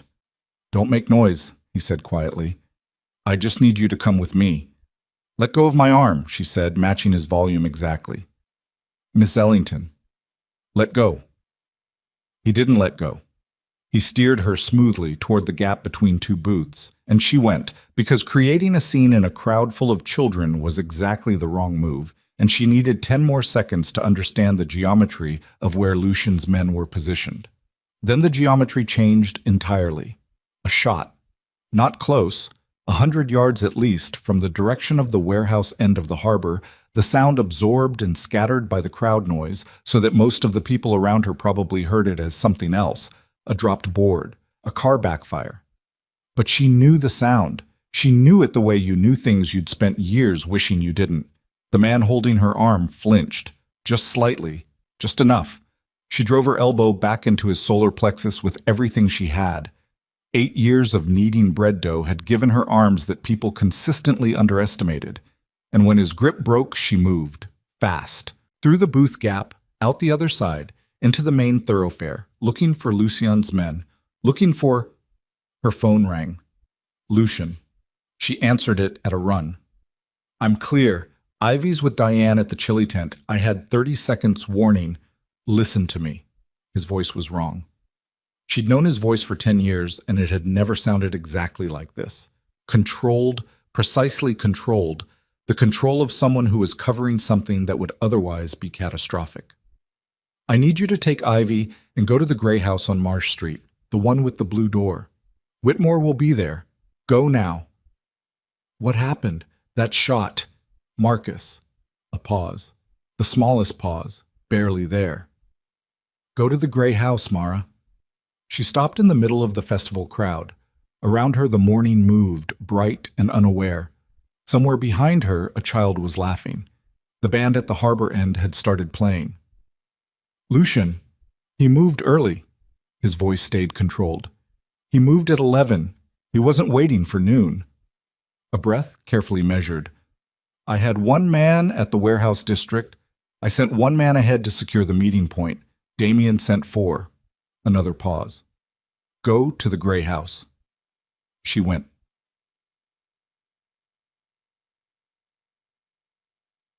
The gray house on Marsh Street had a blue door and Whitmore inside it, standing in the kitchen with the posture of a man who had been in difficult rooms before and understood how to occupy them. Diane and Ivy were already there. Whitmore had reached them at the chili tent 60 seconds after Mara's instructions, which meant Lucian had been running the contingency before the shot. Ivy, when Mara came through the door, looked at her face and said nothing. She came and stood close, which was how she did it when she understood something was wrong without wanting to name it. She pressed her shoulder against Mara's arm and stayed there. Mara put her hand on Ivy's head. Whitmore met her eyes across the room. "Marcus," she said. "He'll live," Whitmore said. "1 shot, left shoulder. He's at the county hospital, under a name that isn't his, and Lucian's surgeon is already driving up from the city." He said it with the flat matter-of-factness of someone delivering a scorecard. "He moved fast, Damien did. Faster than we anticipated. He had someone inside the position, someone who knew where Lucian's advance man would be." Mara went cold. "Inside." "Someone gave him the warehouse location. Whitmore said it with the specific weight of a man delivering information that has already been processed and now simply needed to be stated. The four captains Lucian contacted, Bressler, Curran, Hollis, and myself. One of us passed the information. The room was very quiet. "Not you," Mara said. "Not me." He said it without defensiveness, which was its own form of certainty. "Hollis, we think." Hollis has been running secondary numbers through a shell Wren found an hour ago. He's been on Damien's payroll for 6 months. Four captains, Lucian's last reliable tier, and one of them had been Damien's all along, sitting inside Lucian's most trusted circle, fielding the distress call that was supposed to be the final countermove and turning it into an ambush. Mara sat down. Ivy said very quietly, "Mama, are you okay?" "I'm okay, baby." She wasn't. She put her arm around her daughter and held on. "I'm okay." Her phone buzzed. "Lucian," she answered. "Are you at the house?" he said. "Yes." "Whitmore told me about Hollis." "Don't say names on the phone." "There's no one listening to this line." "There's always someone listening." A pause. She could hear faintly the ambient sounds around him, wind off the harbor, the distant festival music that had probably been going on, absurdly, through everything. "I need you to hear something. Okay? It's over." He said it plainly. "My position, say, the plan I had. It's over. Damien knows about the warehouse meeting. He's already sent messages to the remaining captains. Wren intercepted 3 in the last 20 minutes, telling them I've gone rogue, that I'm building a case against the organization for personal reasons, that I'm a liability." A pause. "Most of them are going to believe him, not because they're stupid, because the evidence he's presenting is partially real. I am building a case. I was planning to bring it all down." Another pause. "He's framing the truth as the betrayal. What does that mean for the plan?" "It means I can't execute it the way I designed it. I can't call a meeting of captains because he's already won that room. I can't move on him publicly because every move I make now reads as him describing me." His voice stayed level. "He has Ivy's location. Wren just confirmed he has eyes on this street." Mara's arm tightened around her daughter. "There's one move," Lucian said. "One move that Damien did not plan for and cannot counter. But I need you to understand what it costs. Tell me." "I go in front of the captains, every one of them, Damien's and mine. And I don't fight the narrative. I confirm it." He paused. "I tell them all of it. That I've been compromised, their word, not mine. That I've been building something outside the organization, that my judgment has been affected. I confirm every accusation." He paused again. "And I step down, not under threat, voluntarily, before he can use Ivy to force it." Mara stared at the wall. "If I go down before he pushes me," Lucian said, "the leverage disappears. He has nothing to hold. The child becomes irrelevant to the power structure because the power structure has already shifted. Damien gets the chair, which he'll hold for approximately 48 hours, because once I've vacated it, and the federal contacts I've already made have what they need from Greer's drives, the entire architecture comes down." His voice stayed very controlled. "He wins the battle and walks directly into a war he doesn't know is already over." "You'll lose everything," Mara said. "I've been trying to figure out how to lose it responsibly for 2 years.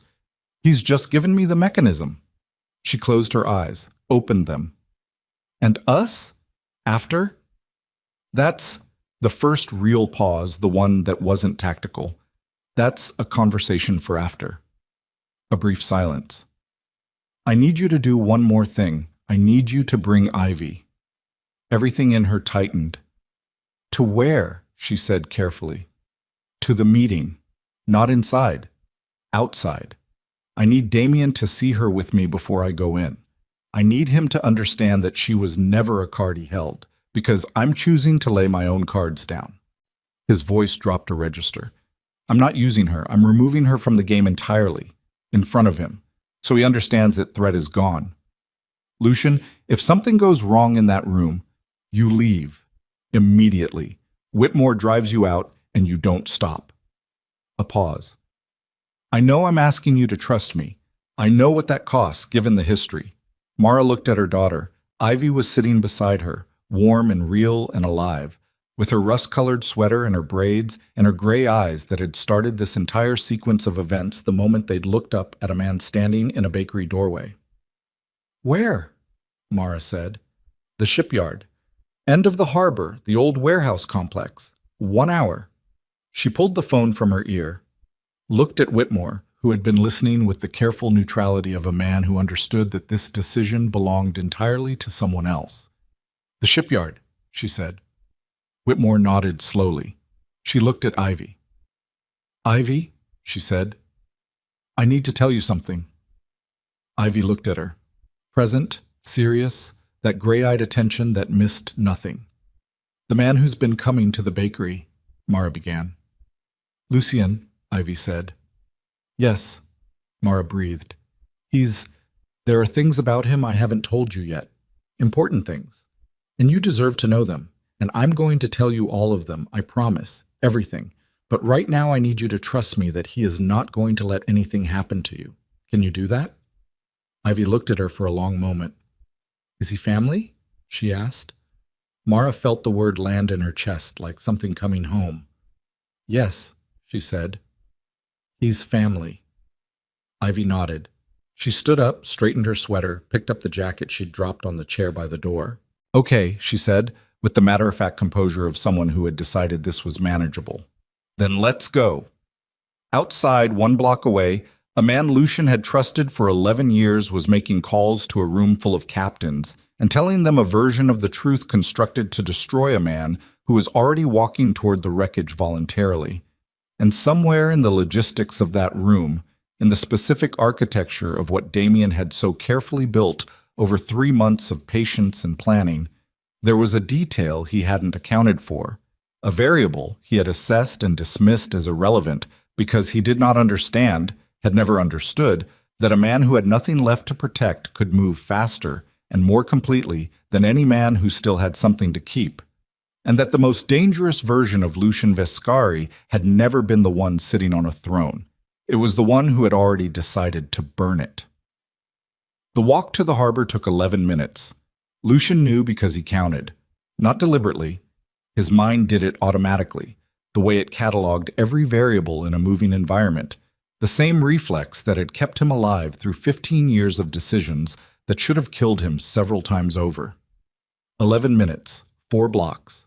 The festival crowd thinning as they moved south along the waterfront, the music fading, the salt smell getting stronger as the working harbor replaced the tourist harbor. By the time they reached the warehouse district, the sounds of the morning had reduced to water against pilings and the creak of old structures adjusting to the wind coming off the ocean. The shipyard had been decommissioned 8 years ago. 6 warehouses, a dry dock that hadn't held a vessel in a decade, a network of rusted cranes that stood against the gray sky like the skeletons of something enormous. The buildings were sound enough.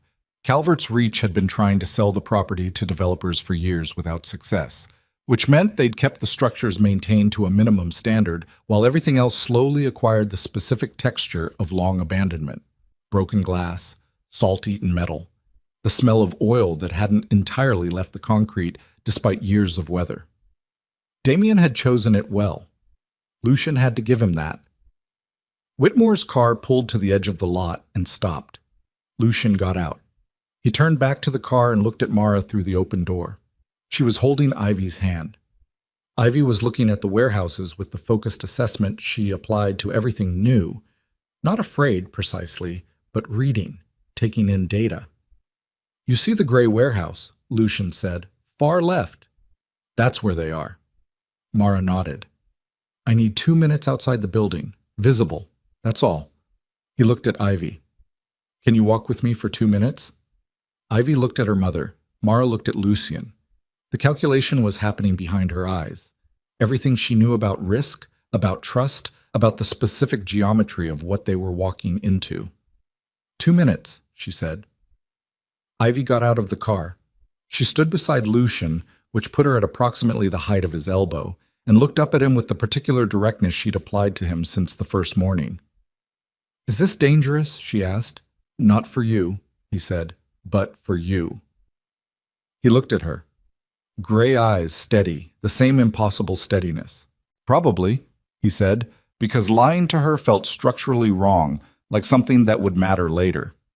She processed this. Okay, she said, not dismissively, with the seriousness of someone who had been given accurate information and was choosing to proceed. He put his hand briefly on the top of her head. Just once. The gesture surprised him slightly. It came from somewhere that didn't consult strategy first. Then he straightened and they walked toward the gray warehouse. The two men positioned outside it saw them before they'd covered half the distance. Lucian watched them register the sight. The man they'd been sent to contain, walking openly across an empty lot with a child beside him, and watched them reach for their phones. Good. That was the point. He needed Damien to see this before anything else happened, to have the image arrive before the situation, so that the first thing Damien processed was the thing Lucian needed him to process. That the child was present, visible, and walking beside her father without coercion or secrecy. And that this meant something had changed in the architecture of what Damien thought he was running. 40 feet from the warehouse entrance, Lucian stopped. He crouched down to Ivy's level. She looked at him with those eyes. "You're going to go back to the car now," he said. "Whitmore will stay with you and your mother. Don't get out of the car until I come back." "How will I know it's really over?" "Because I'll come to the car. If I don't come, Whitmore drives. Understand?" "Yes." She paused. "Are you going to be okay?" He looked at her for one moment, stored the image the way you stored things you weren't sure you'd get again. "I'm going to try," he said. She turned and walked back to the car without running, which was, he thought, one of the more composed exits he'd ever witnessed from anyone of any age. He watched her reach the car, watched Mara's arm come around her through the window. Then he turned to face the warehouse. He rolled his shoulders once, straightened his jacket, walked in. Mush. The interior of the gray warehouse was large enough that the ceiling disappeared into shadow, even in daylight. The floor was concrete, oil-stained, crossed by the old tracks of overhead cranes. Bare industrial light fixtures, the kind with wire cages around the bulbs, had been strung on temporary lines, casting pools of harsh yellow light that left the edges of the space dark. The smell was metal and salt and cold. 7 captains. Lucian counted them as he walked in, maintaining pace, not stopping. He recognized every face. 3 were unambiguously Damien's, Kate, Fossey, Garrett, Hollis, and they stood together on the left side of the space with the specific cohesion of people who had already had the meeting before this meeting. Bressler and Kern stood closer to the center, separated from the first group by 15 feet that felt like a political border. 2 others, Rains and a newer captain named Delk, stood near the back wall with the careful neutrality of men who had not yet committed their weight in either direction. At the far end of the warehouse, beside a rusted structural pillar, stood Damien Sarto. 11 years. Lucian had known this man for 11 years, had elevated him, had trusted him with the operational details that constituted the living organism of the organization, had sat across from him at enough tables that he could read his posture the way he read the weather. Damien was 51, lean, with the compact, deliberate quality of a man who'd never let himself go soft because softness had always seemed to him like a personal failing. He was wearing a gray coat that probably cost more than most people's monthly expenses. He looked calm. He looked, Lucian thought, like a man who had won. "Lucian," he said it with the warmth, always the warmth. "I'm glad you came." "Did you think I wouldn't?" "Honestly? No. You've never run from anything." He gestured mildly at the space. 7 captains, not all of them, but the ones who matter right now. I thought a conversation was overdue. Lucian stopped in the middle of the floor. He was equidistant from most of the exits. He'd calculated this on the way in without entirely meaning to. "All right," he said. "Let's have it." Damien moved forward slightly, not to close the distance, but to better address the room. He was performing for the captains as much as for Lucian, which Lucian had expected. "The organization is at a crossroads," Damien said. "That's not a characterization. It's a financial and operational reality. Revenue is down 16% over the past 3 quarters. 2 of our primary supply arrangements have been disrupted. And our leadership," a brief pause, deferential, almost respectful, has been distracted, significantly distracted, for longer than any of us has been comfortable acknowledging. Go on, Lucian said. There's a woman. Damien said it plainly, without cruelty, in the tone of someone presenting evidence. And a child. Lucian has been in this town for 5 days, not because of Thomas Greer, though Greer was the mechanism, but because of a personal entanglement that predates this organization's current structure. He looked at the captains. He has a daughter, 8 years old. Her existence has been, as far as I can determine, unknown to most of you. A shift in the room. Bressler's chin came up. Curran went very still. More relevant, Damien continued, is that Lucian has been in contact with federal representatives. Not recently, over a period of at least 2 years. There are communications I can provide. Wren's work is good, but not invisible. That document a channel that was never disclosed to this body. He let that sit for a moment. He has been building a case. Against who? Said Rains from the back wall. Against the organization. Damien's voice stayed even. Against all of you. A comprehensive submission, financial records, operational documentation, chain of command evidence, the kind of package that ends careers and begins sentences. He looked at Lucian. That's accurate, isn't it? The room was very still. Every head turned to Lucian. He stood with his hands at his sides and his weight even, and he looked at Damien Sardo for a long, measured moment. He thought about 11 years. He thought about the specific quality of betrayal that only came from someone who knew you well enough to use your truth against you. He thought about a gray-eyed child walking across an oil-stained lot with the composure of someone 8 years old who had decided this was manageable. Yes, Lucian said. The room shifted again, harder. It's accurate, Lucian said. I've been building a federal submission for 2 years. It documents every major operation, every financial structure, every chain of command relationship this organization has ever had. It is comprehensive. It is, as of 48 hours ago, in the hands of 2 federal contacts who are waiting on a signal from me to proceed. He looked around the room, made eye contact with each face in turn. That's the truth. Everything Damien told you is true. Damien watched him with the careful attention of a man recalibrating. What he didn't tell you, Lucian said, is why. But he moved then, not toward Damien, toward the center of the room, toward the captains, because this was their decision, and they needed to hear it from a position that included them rather than address them. I built this organization from 16 men and a single contract in 2009, he said. I built it because I was good at it, and because I needed something to hold, and because I was not at the time the kind of man who thought carefully about what he was building toward. He kept his voice level. Not confessional, factual. I've been thinking about it for 2 years, and what I've concluded is that the thing I built is going to destroy everyone in this room eventually, not because of federal pressure, because of what it requires of you to maintain it, what it costs you, what it cost me. He paused. My daughter doesn't know my name means anything. She's 8 years old and she lives in a bakery and she reads books about deep-sea fish and she has no idea what her father does. I intend to keep it that way. I intend to keep it that way by removing the thing that would otherwise reach her someday. The warehouse was completely silent. I'm stepping down, Lucian said. Not because Damien forced it, because I choose it. Effective now. Whatever authority I hold in this organization, I am laying down in front of all of you, voluntarily, without conditions. He looked at Damien. The chair is yours. You've wanted it for 6 years. I've known for 4. Take it. Damien stared at him. The warmth in his face had gone somewhere complex. Triumph was in there, but underneath it something else was moving, a recalculation, a reading of a situation that had not resolved the way he'd built it to resolve. He'd planned for resistance. He'd planned for negotiation, for the leverage of the child, for the slow grinding pressure of a man being forced to choose. He had not planned for this specific movement, this voluntary and public and utterly unforced capitulation, and the fact that he hadn't planned for it meant he didn't yet understand what it was.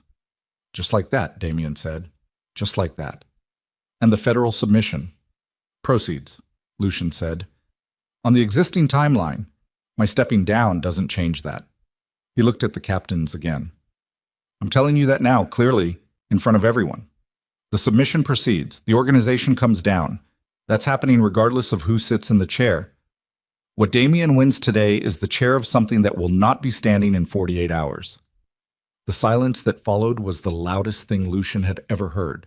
Damien moved fast. He was across the floor in 3 strides, and his hand was at Lucian's collar before Rains or Curran had processed what was happening, hauling him close with the strength of someone who'd been very patient for a very long time and was now done with patience. "You think this is a resolution," he said. Quiet into Lucian's face, the warmth completely gone now, what was underneath it stripped bare. "You think you can walk in here and burn it down and walk away clean?" "I don't think it's clean," Lucian said at the same volume. "I never said clean.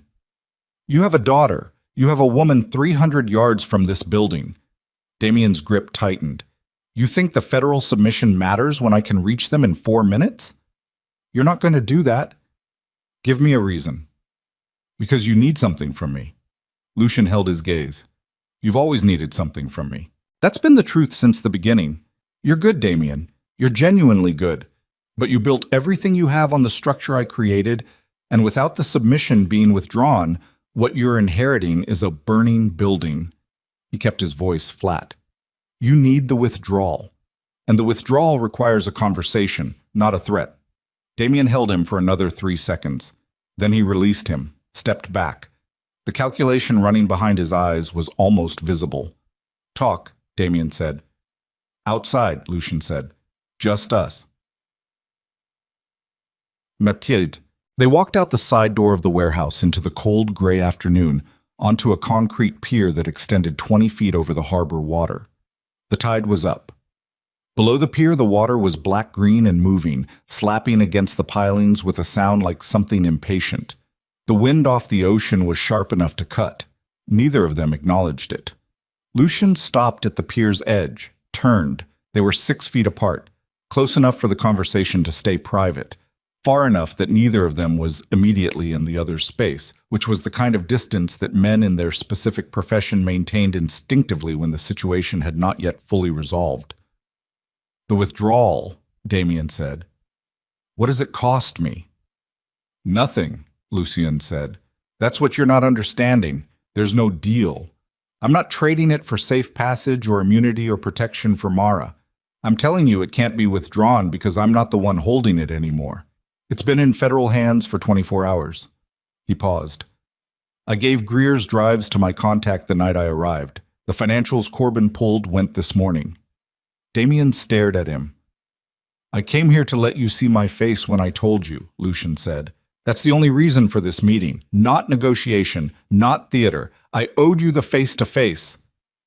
Something moved through Damien's expression that Lucian hadn't seen there before. It wasn't the calculating intelligence, wasn't the warmth as weapon, wasn't the patience of a man who'd been building toward something for years.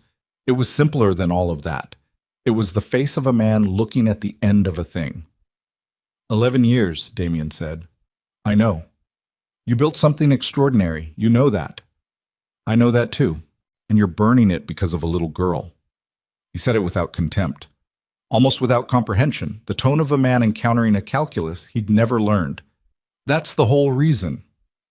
"She's my daughter," Lucian said. "She reads books about fish that make their own light because there's none where they live." He paused. "I want her to be the kind of person who does that. I can't want that and also want this." He gestured briefly at the warehouse, at the harbor, at the whole architecture of what they'd both spent years constructing. "So I'm choosing." Damien looked at him for a long time. The wind moved between them. "I could still reach them," Damien said. 4 minutes. You said it yourself." "You could." Lucian held his ground. "But you won't." "How do you know?" "Because you are not that man." He said it with the certainty of 11 years of close and unambiguous proximity. "You've done a lot of things. You've built a betrayal over 6 years with the patience of someone who genuinely believed the ends were worth it. But you are not a man who hurts children. I know that. I've always known that about you." He paused. "It's actually the thing that makes this specific fight between us so interesting. We are not so different in what we won't do. We are enormously different in what we're willing to give up." The wind came off the water and neither of them spoke. Then Damien did something Lucian hadn't anticipated. He laughed. A short, compressed sound. Not humorous, not bitter either. Something in between, the sound of a man discovering that the story he'd been in wasn't the story he'd thought. "You already told the captains about the federal submission," Damien said. "In the room. In front of everyone. You told them it's coming and there's nothing that stops it." "Yes." "So I inherit an organization that every captain in that room now knows is under active federal investigation, with a leadership claim that's going to look, inside of 48 hours, like I was handed the controls of something already in the process of crashing." He was doing the math out loud, Lucian realized. Not because he needed to, but because he was a man who processed difficult information by saying it. "You didn't just step down. You burned the chair when you handed it to me." "Yes," Lucian said. Another silence. This one different from the others. "Lucian," Damien's voice had changed again.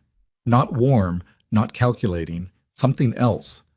Stripped of the performance that had been running for 6 years. Just the voice of the man Lucian had once trusted with everything, before the trust became archaeology. "Was there any version of this where you asked me? Where you brought me in on what you were planning, gave me the choice? Would you have taken it?"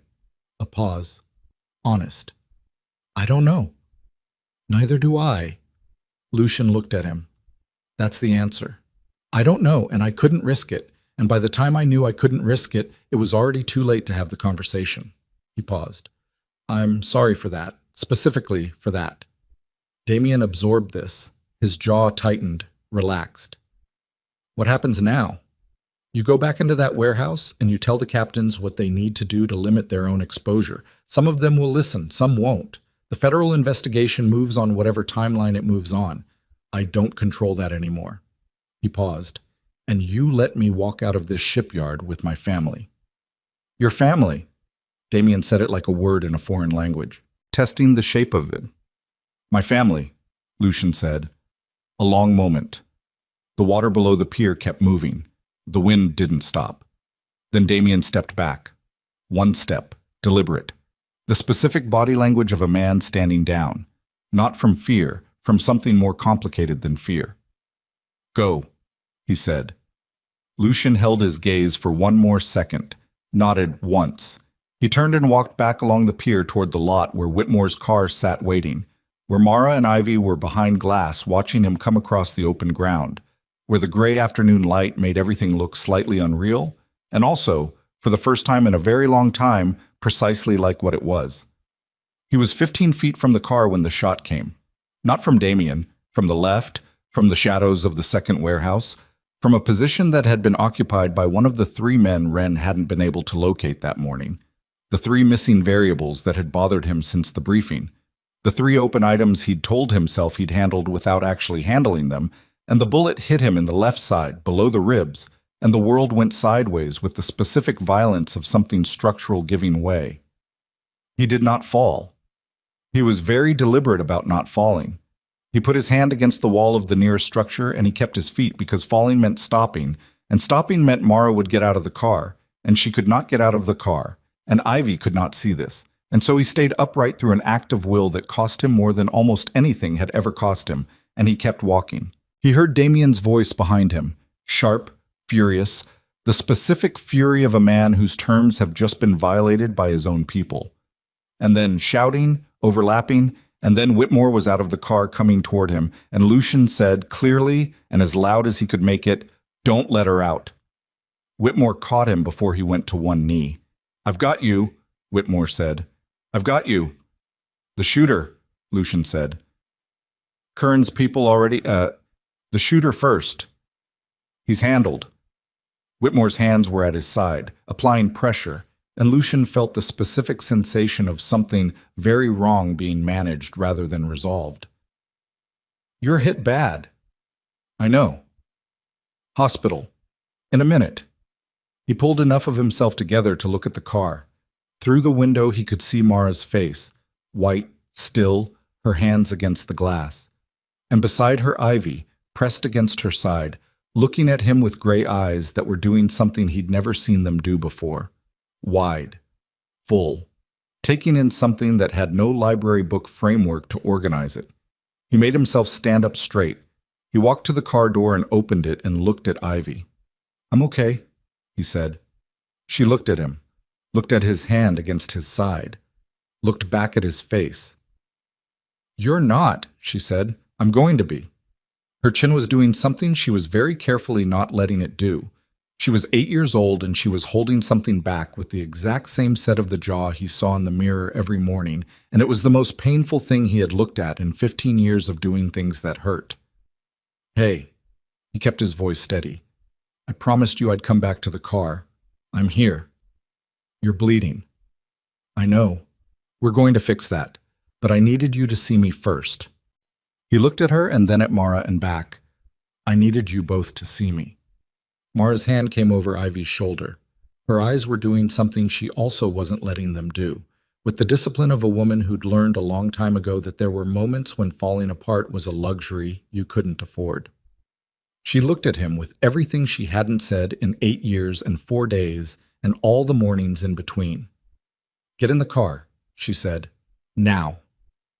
He got in the car. Whitmore was already driving before the door closed, moving fast and smooth through the lot and out onto the access road, the radio up, calling ahead, and behind them in the shipyard the sound of Damien's authority dissolving into shouted orders and the specific organizational chaos of a structure discovering in real time that its foundation had already been removed.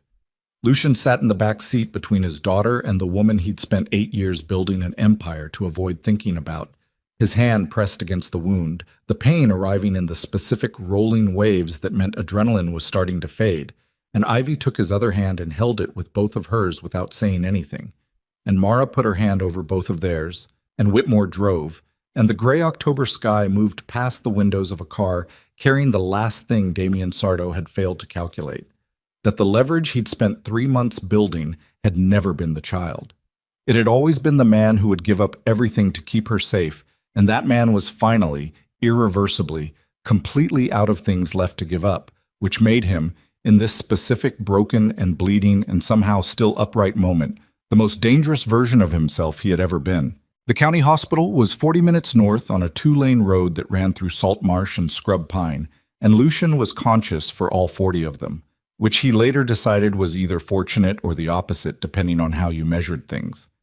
Whitmore drove with the focused efficiency of someone who understood that speed and smoothness were not the same thing, and that a rough road taken fast was worse than a smooth road taken faster. Mara sat with her shoulder pressed against Lucian's and her hand over the wadded fabric he was holding against his side, not because the pressure she could apply from that angle made a significant medical difference, but because she was not going to sit across the seat from him and watch. And Ivy sat on his other side with his hand still in both of hers, not speaking, not crying, just present with the full weight of her specific 8-year-old gravity, which turned out to be considerable. He talked to keep himself awake. He knew the risk, a wound at that location, the specific quality of the pain, the way it caught when he breathed, and he knew the protocol. And the protocol was stay conscious, stay communicating. Don't let the adrenaline dropout take you somewhere you can't come back from without medical intervention. So he talked. He told Ivy about the standard-bred horses, the full version, not the abbreviated one from the bakery, his uncle's farm upstate, the smell of it in the mornings, the way the horses moved differently from what people expected, pulling rather than carrying, the sulky so light behind them it looked almost like nothing, the sound of hooves on a dirt track that he'd heard so many times as a boy, that it had become a kind of baseline, the thing against which he measured other sounds. He talked about it slowly and in detail, and Ivy listened with her whole body the way she always listened, occasionally asking a question that was better than the question he'd expected, and Mara sat with her hand over his and her eyes forward and her jaw set in the line he'd memorized years ago, the line that meant she was managing something significant and not letting it manage her. Whitmore pulled up to the emergency entrance at 11 minutes past noon. What followed was the particular organized chaos of a medical system receiving someone who needed immediate intervention, the specific vocabulary of urgency, blood pressure, pulse ox, penetrating trauma, surgical consult, that Lucian received from a distance, as though it was happening to someone nearby rather than to him specifically. He was aware of the transition from the car to the gurney, aware of lights overhead moving past, aware of Mara's voice somewhere behind him saying his name once, clearly, like she was marking something. Then the anesthesia, and then nothing. Chat. He woke at 6:17 in the evening according to the clock on the wall, which he stared at for approximately 2 minutes before the rest of the room assembled itself into coherence around it. White ceiling. The particular smell of a hospital room. Antiseptic and something floral, and underneath both of them the smell of his own body working through something difficult.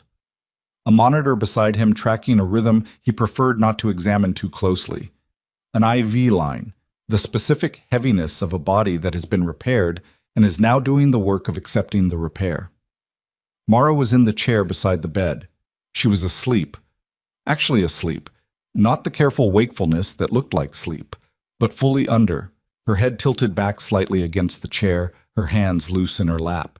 She'd taken her hair down at some point and it fell the way he remembered, longer than it looked when it was up. Ivy was on the small couch under the window, asleep under a hospital blanket, her knees pulled to her chest, her library book about deep-sea fish open and face down on the cushion beside her, as though she'd been reading it and then simply stopped in the middle of a sentence. Lucian looked at them for a long time. He didn't move, partly because moving was going to be a significant production, and partly because the view was something he didn't want to interrupt. He had been in rooms with powerful people. He had been in rooms where the future of significant amounts of money and considerable numbers of lives were being decided. He had sat at tables where the wrong word could end careers and occasionally people. He had never been in a room where the stakes felt like this. Not because anything was in danger, but because nothing was. Because the thing in this room was simply itself, uncomplicated and unearned and present. And he had almost not made it to this room. And the distance between almost and actually felt, in this specific moment, like the most significant distance he had ever crossed. Mara woke the way she'd always woken, which was completely and immediately. No transition, no gradual surfacing. Her eyes opened and she was present. She looked at him, and he looked at her, and something passed between them that didn't need to be named. "Hey," he said. His voice came out rougher than he'd expected. "Hey," she said. "How long?" "Surgery was 4 hours. You've been in recovery since—" She checked her phone. "Almost 3 hours." "Ivy." "She's fine. She ate something around 4 o'clock. I had to argue her out of staying awake." Mara stood, moved to the bed, looked at him the way you looked at something you'd recently almost lost, and were still in the process of confirming was genuinely there. The surgeon said the bullet didn't hit anything it couldn't miss. Another 2 inches. She stopped. But it didn't. No. Her voice was controlled, but the control was costing her something. It didn't. He moved his hand, slowly, the IV line complaining about the movement, and found hers on the bed rail. She let him hold it. "Damien," he said, "Whitmore has been in contact." She paused. After we left the shipyard, Damien apparently went back into the warehouse and did something nobody expected. He called the remaining captains together and he told them himself. About the federal submission, about the timeline, about what was coming. He told them to get lawyers. A pause. Whitmore says he seemed clear, like a man who had made a decision and was operating cleanly inside it. Lucian took that in. It moved through him in a way he hadn't anticipated, a complicated movement, grief, and something close to respect mixed in a proportion that didn't have a clean name. "The shooter," he said, "one of the 3 unaccounted men. He acted independently. Damien's people detained him before Whitmore's did, which Whitmore says was intentional on Damien's part. He turned the man over to local authorities within the hour." She paused. "Whitmore thinks Damien wants the record to show that he drew a line." "He always drew lines," Lucian said. "He just drew them in different places than I did." Mara was quiet for a moment. "Wren's federal contact confirmed receipt of the full submission at 8 this morning. They've opened a formal investigation." She said it carefully, like a woman laying down something heavy. "It's moving." "Good." "Lucian." Her hand tightened slightly on his. "Thomas Greer, what did you do with him?" He'd been expecting this question. He cooperated fully, full testimony, documentation, everything on the drives explained and authenticated. He goes into a protected witness program in exchange. Reduced charges on the theft. He paused. He was scared. He'd been scared for 14 months. He wasn't a bad man who did a bad thing. He was a careful man who ran out of courage before he ran out of exposure and made a series of decisions he couldn't come back from cleanly. A pause. I understand that better than I used to. She looked at him steadily. What about us? She said. The question was simple. The simplest question he'd heard in years, stripped of leverage and strategy and all the complex architecture he'd spent his adult life building around the things he wanted. Just the question, honest and direct, the way she'd always been, the thing about her that had gotten under his skin in the first place and never fully come out. I don't have an answer that covers everything, he said. I have a direction. Tell me the direction. I'm not going back, he said. Not to the city, not to the organization, not to the life. He paused. That's over. And I chose it to be over. And I don't have regrets about the choice, even though the cost was... He stopped. Started again. I want to be in the same town as my daughter. I want to learn what that means in practice. I want to be present for the things you've been doing alone for 8 years. He looked at her. I'm not asking you for anything you're not willing to give. I'm not going to pressure you or the situation. But I'm not going to pretend either that I came through 4 hours of surgery and woke up in this room and looked at both of you and felt nothing. Mara looked at him for a long time. You burned everything, she said. Your entire life's work. Yes. For a little girl you'd known for 5 days. I'd known her for 8 years, he said quietly. I just didn't know I knew her. The monitor beside him tracked its steady rhythm. Somewhere down the hall, someone was walking. Shoes on linoleum, unhurried. The room held its specific quality of stillness, not the dangerous stillness Lucian had spent 15 years learning to read, but the other kind, the one that was simply what happened when nothing was threatening anything. I can't promise you anything right now, Mara said. I want you to understand that. I don't have the language yet for what any of this is.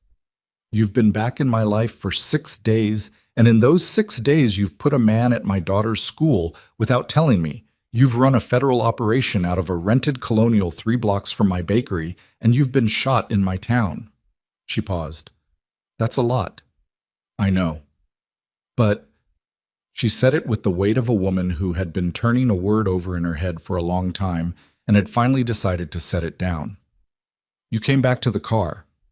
When you were shot, and you were standing upright on an act of pure will, you kept walking because you didn't want Ivy to see you fall. Her jaw moved. And I have spent 8 years being the only person standing between her and everything. I'm very tired of being the only person. He said nothing. He just held her hand and let the statement be what it was. From the couch under the window, a small voice said, I'm awake. They both looked. Ivy was sitting up. The hospital blanket around her shoulders, her hair loose from the braids with the specific creative entropy that happened to braids during sleep. She was looking at them with those eyes. How much of that did you hear? Mara said. Most of it. She said it without apology. The door is thin. Ivy, I'm not upset, Ivy said. She stood up from the couch, trailing the blanket, and came to stand at the foot of the bed. She looked at Lucian with the full gravity assessment she had brought to everything since the first morning. My teacher, Mr. Fenwick, says that the most important things are the things people do when they think nobody's watching. Lucian looked at her. That's accurate. You came back to the car, she said, when you were hurt. You didn't have to do that first, but you did. I wanted you to see that I was okay. You weren't okay. I wanted you to see that I was going to be okay. He paused. There's a difference. She considered this with the seriousness it apparently deserved. Then she climbed up onto the side of the bed with the complete unselfconsciousness of someone who had decided this was where she was going to be and the logistics were secondary, carefully avoiding the IV line with a precision that suggested she had identified and assessed it already, and she sat beside him with the blanket still around her and picked up his hand the way she had in the car. Mama told me, she said, in the waiting room, while you were in surgery. She said it matter-of-factly. She told me you're my father. The word in her mouth was the most specific thing he had ever heard. It had a weight and a texture and a particular quality of reality that no other word had ever had. He didn't trust his voice immediately. He took a moment, which he was allowed, and then he said, "Yes." "Why didn't I know before?" "Because your mother was protecting you," he said, "from things that were real dangers. She made the right decision with what she had." Ivy looked at Mara, then back at Lucian, processing with the systematic thoroughness she brought to everything. "Are you going to stay?" she asked. That's, he glanced at Mara. "That's something your mother and I need to talk about." "But you want to?" "Yes," he said, "I want to." She nodded, filed it, leaned sideways until her shoulder was against his arm, careful of the IV and the bandaging, and looked at the wall with the expression of someone who had received information that required integration and was now doing the integration. "The horses," she said after a moment. "What about them?" "You said your uncle's farm. Does it still exist?" "No, he sold it years ago." "That's too bad." A pause. "I would have liked to see a standard-bred race." "There are tracks," Lucian said. "Not close, but they exist." "Okay." She said it with the specific finality of someone marking an item as pending rather than closed. "We can do that sometime." He looked at the top of her head, the dark hair, the remnants of Mara's careful braiding coming undone, and felt something move through him that he didn't have the vocabulary for, something that had nothing to do with strategy or control or the machinery of the life he'd built. It was simpler than all of that. It was the feeling of a specific gravity, of being held in place by something that had nothing to do with obligation or fear or the complex web of debts and obligations that had constituted his existence for 15 years. It was, he thought, probably what people meant when they used the word home and meant it. 3 days later, they released him with a list of instructions he was going to follow, because Mara had told him he was going to follow them in a tone that left no interpretation available, and a follow-up appointment he was going to attend for the same reason. Whitmore drove them back to Calvert's Reach. It was a clear morning, the marine layer from earlier in the week gone. The sky, the specific blue that came after weather, had moved through and taken its business elsewhere. The salt grass along the road had gone gold with the season. Ivy sat in the back and read her fish book and periodically reported findings to no one in particular.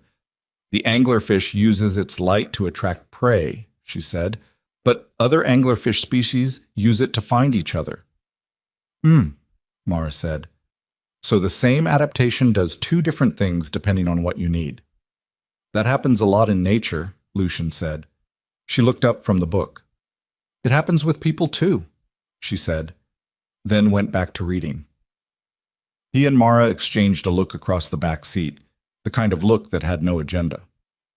Damien Sarto was arrested 17 days after the festival, at a hotel in the city, by a federal task force that had been building its case since the moment Greer's drives arrived. He did not resist. Witnesses who were present reported that he appeared to have been expecting it, that he opened the door before the knock finished, that he was dressed as though he'd known company was coming. He had retained counsel already. He said nothing to the arresting agents except, apparently, to ask whether they'd been offered coffee. Lucian heard this from Whitmore, who heard it from Corbin, who had sources that didn't dissolve even in retirement. He was sitting in the bakery at the time, not at his usual table, but behind the counter, where Mara had set him up with a stool and a cutting board because he was technically not supposed to be on his feet for extended periods, and the stool was the compromise they'd negotiated after he'd spent the first day of his return to the bakery. Standing at the counter, being useful until she'd looked at him once and he'd sat down. He was slicing apples. It was a task well within his physical capacity, even with the wound still knitting, a task that required attention and produced something that went into the pastries that were currently in the oven, producing the smell that had stopped him on the sidewalk 3 weeks ago, and begun the sequence of events that had cost him an empire and a bullet, and given him, in return, the two people on the other side of this counter. He put the phone down after Whitmore finished. Mara looked at him from the other end of the counter, where she was doing the serious work that he was not yet trusted to do. "Damien?" she said. "Arrested this morning." She processed this quietly, mixing something without stopping. "Are you okay?"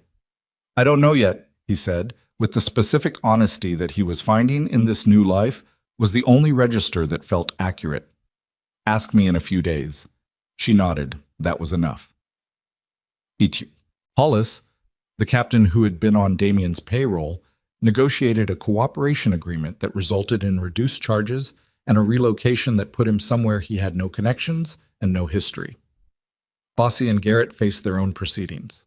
Bressler and Curran, who had operated in ambiguous territory but hadn't actively participated in the move against Lucian, had their situations resolved through the kind of legal navigation that Lucian's former resources could facilitate even in their current state of dismantlement. Corbin retired further. He sent a brief message that said only, "Good outcome. Enjoy the bread." Thomas Greer, operating under a new name in a city that was not Calvert's Reach, sent a money order 3 weeks after the proceedings began. It was not for $4.7 million. It was for a specific amount that represented what he'd taken beyond his own salary over the years of his employment, the actual theft, excluding the funds that had been organizational in nature and were therefore part of the federal case. It arrived with no note. Lucian deposited it in an account he'd opened in Ivy's name for her education.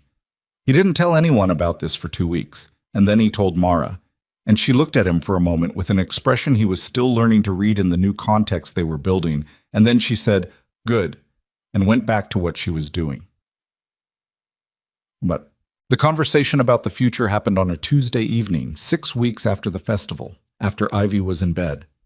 They were in the kitchen of the apartment above the bakery where Mara and Ivy had lived for 6 years.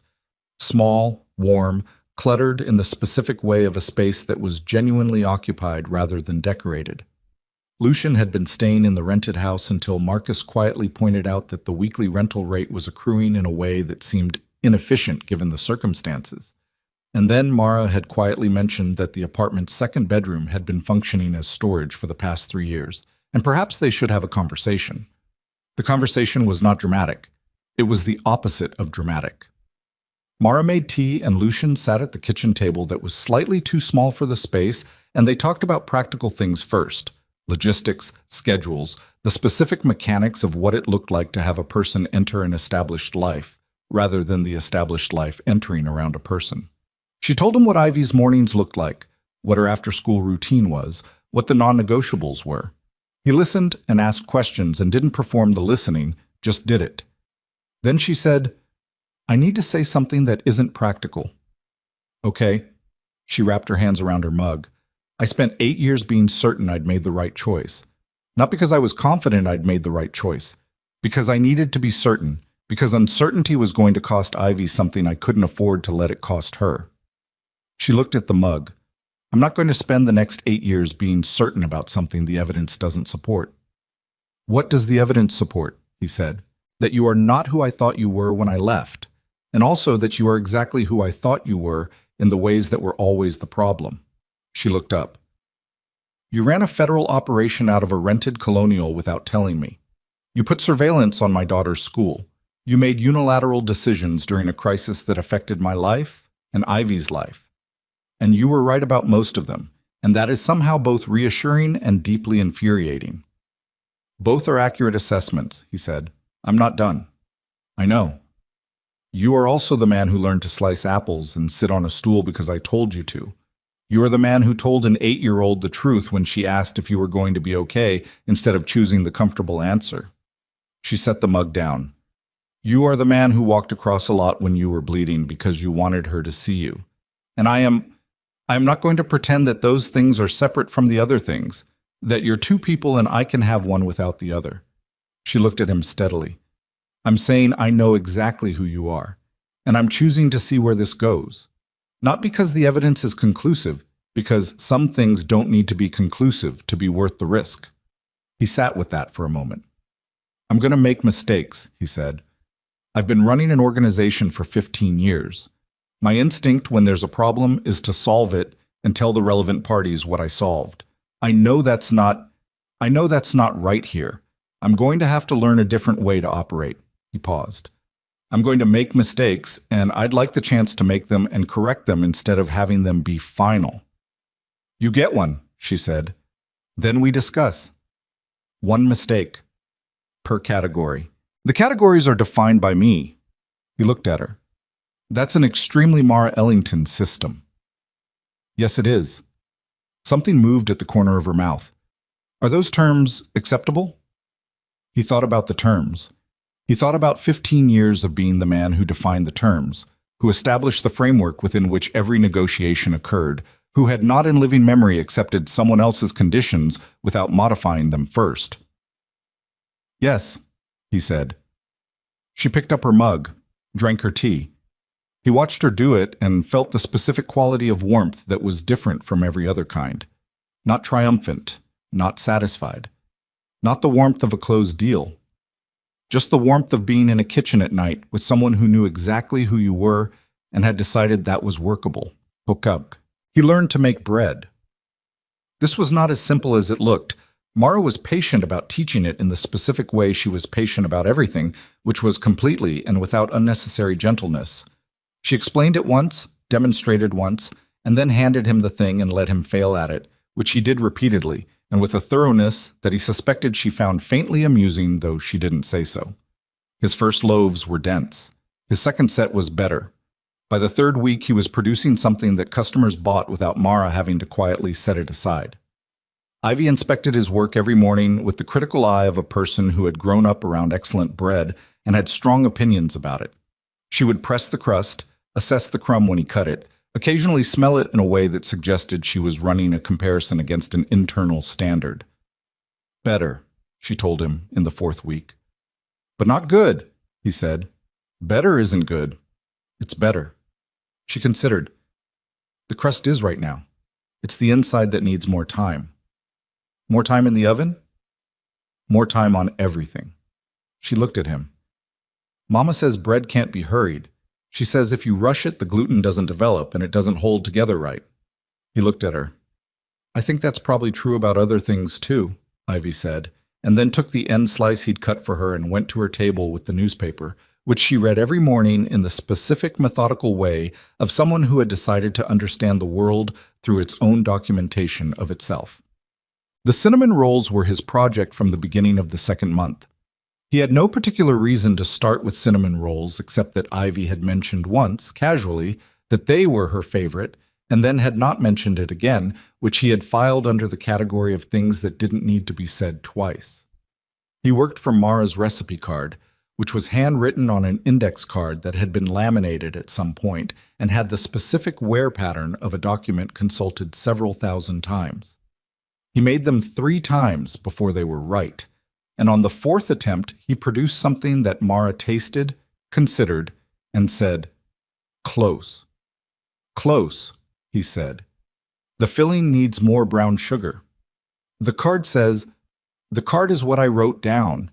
It's not everything I do." She looked at him. Some things you have to learn by doing them wrong enough times that you feel the right version. He added more brown sugar. He made them again the following Sunday morning, before the bakery opened, while Ivy was still asleep and the kitchen was just the two of them and the smell of something warm coming out of an oven. Mara tasted the result and was quiet for a moment. "Well," he said. "Don't get smug," she said. He didn't get smug, but he put them in the case with the other morning pastries and watched them sell out by 8:30, which was 45 minutes faster than anything else in the case. He noted this without comment and filed it as data. Ivy, eating the last one before school, looked at him across the counter with her gray eyes. "You made these," she said. It wasn't a question. "Yes."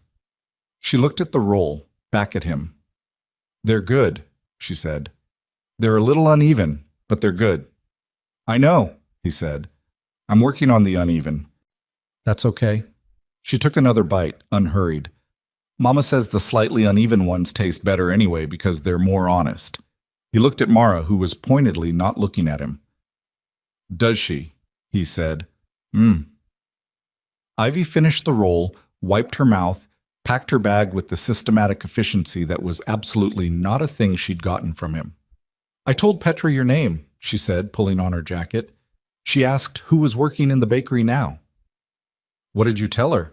Ivy slung her bag over her shoulder, paused at the door with the morning light coming through the glass behind her, the same kind of pale coastal morning light that had been coming through this door the first day he'd stood on the other side of it. I told her it's my dad, she said. She thought that was cool. She opened the door and went out into the morning. He stood at the counter and listened to the door close. Behind him, Mara set a coffee down near his hand without being asked. He reached for it, and their fingers touched on the cup, and she left her hand there for a moment before letting go. He looked out through the fogged glass at the street beyond, where Ivy was already 2 doors down, backpack bouncing, unhurried, moving through the morning the way she moved through everything, with the complete and unself-conscious authority of someone who had decided that the world was a thing to be inhabited rather than endured. He watched her until she turned the corner and was gone. Then he picked up the coffee with his scarred hands, the hands that had built an empire and were now learning bread, and he turned back to the kitchen, to the next batch waiting, to the warm interior of the smallest and most real thing he had ever been part of. The silence in the bakery was the kind that cost nothing. He had been paying for silence his whole life. One way or another, every silence he'd inhabited had been purchased at a rate he hadn't always calculated in advance, in the specific currency of things given up, things lost, things built in the place of things that mattered. This silence was different. This silence came free. He went back to work.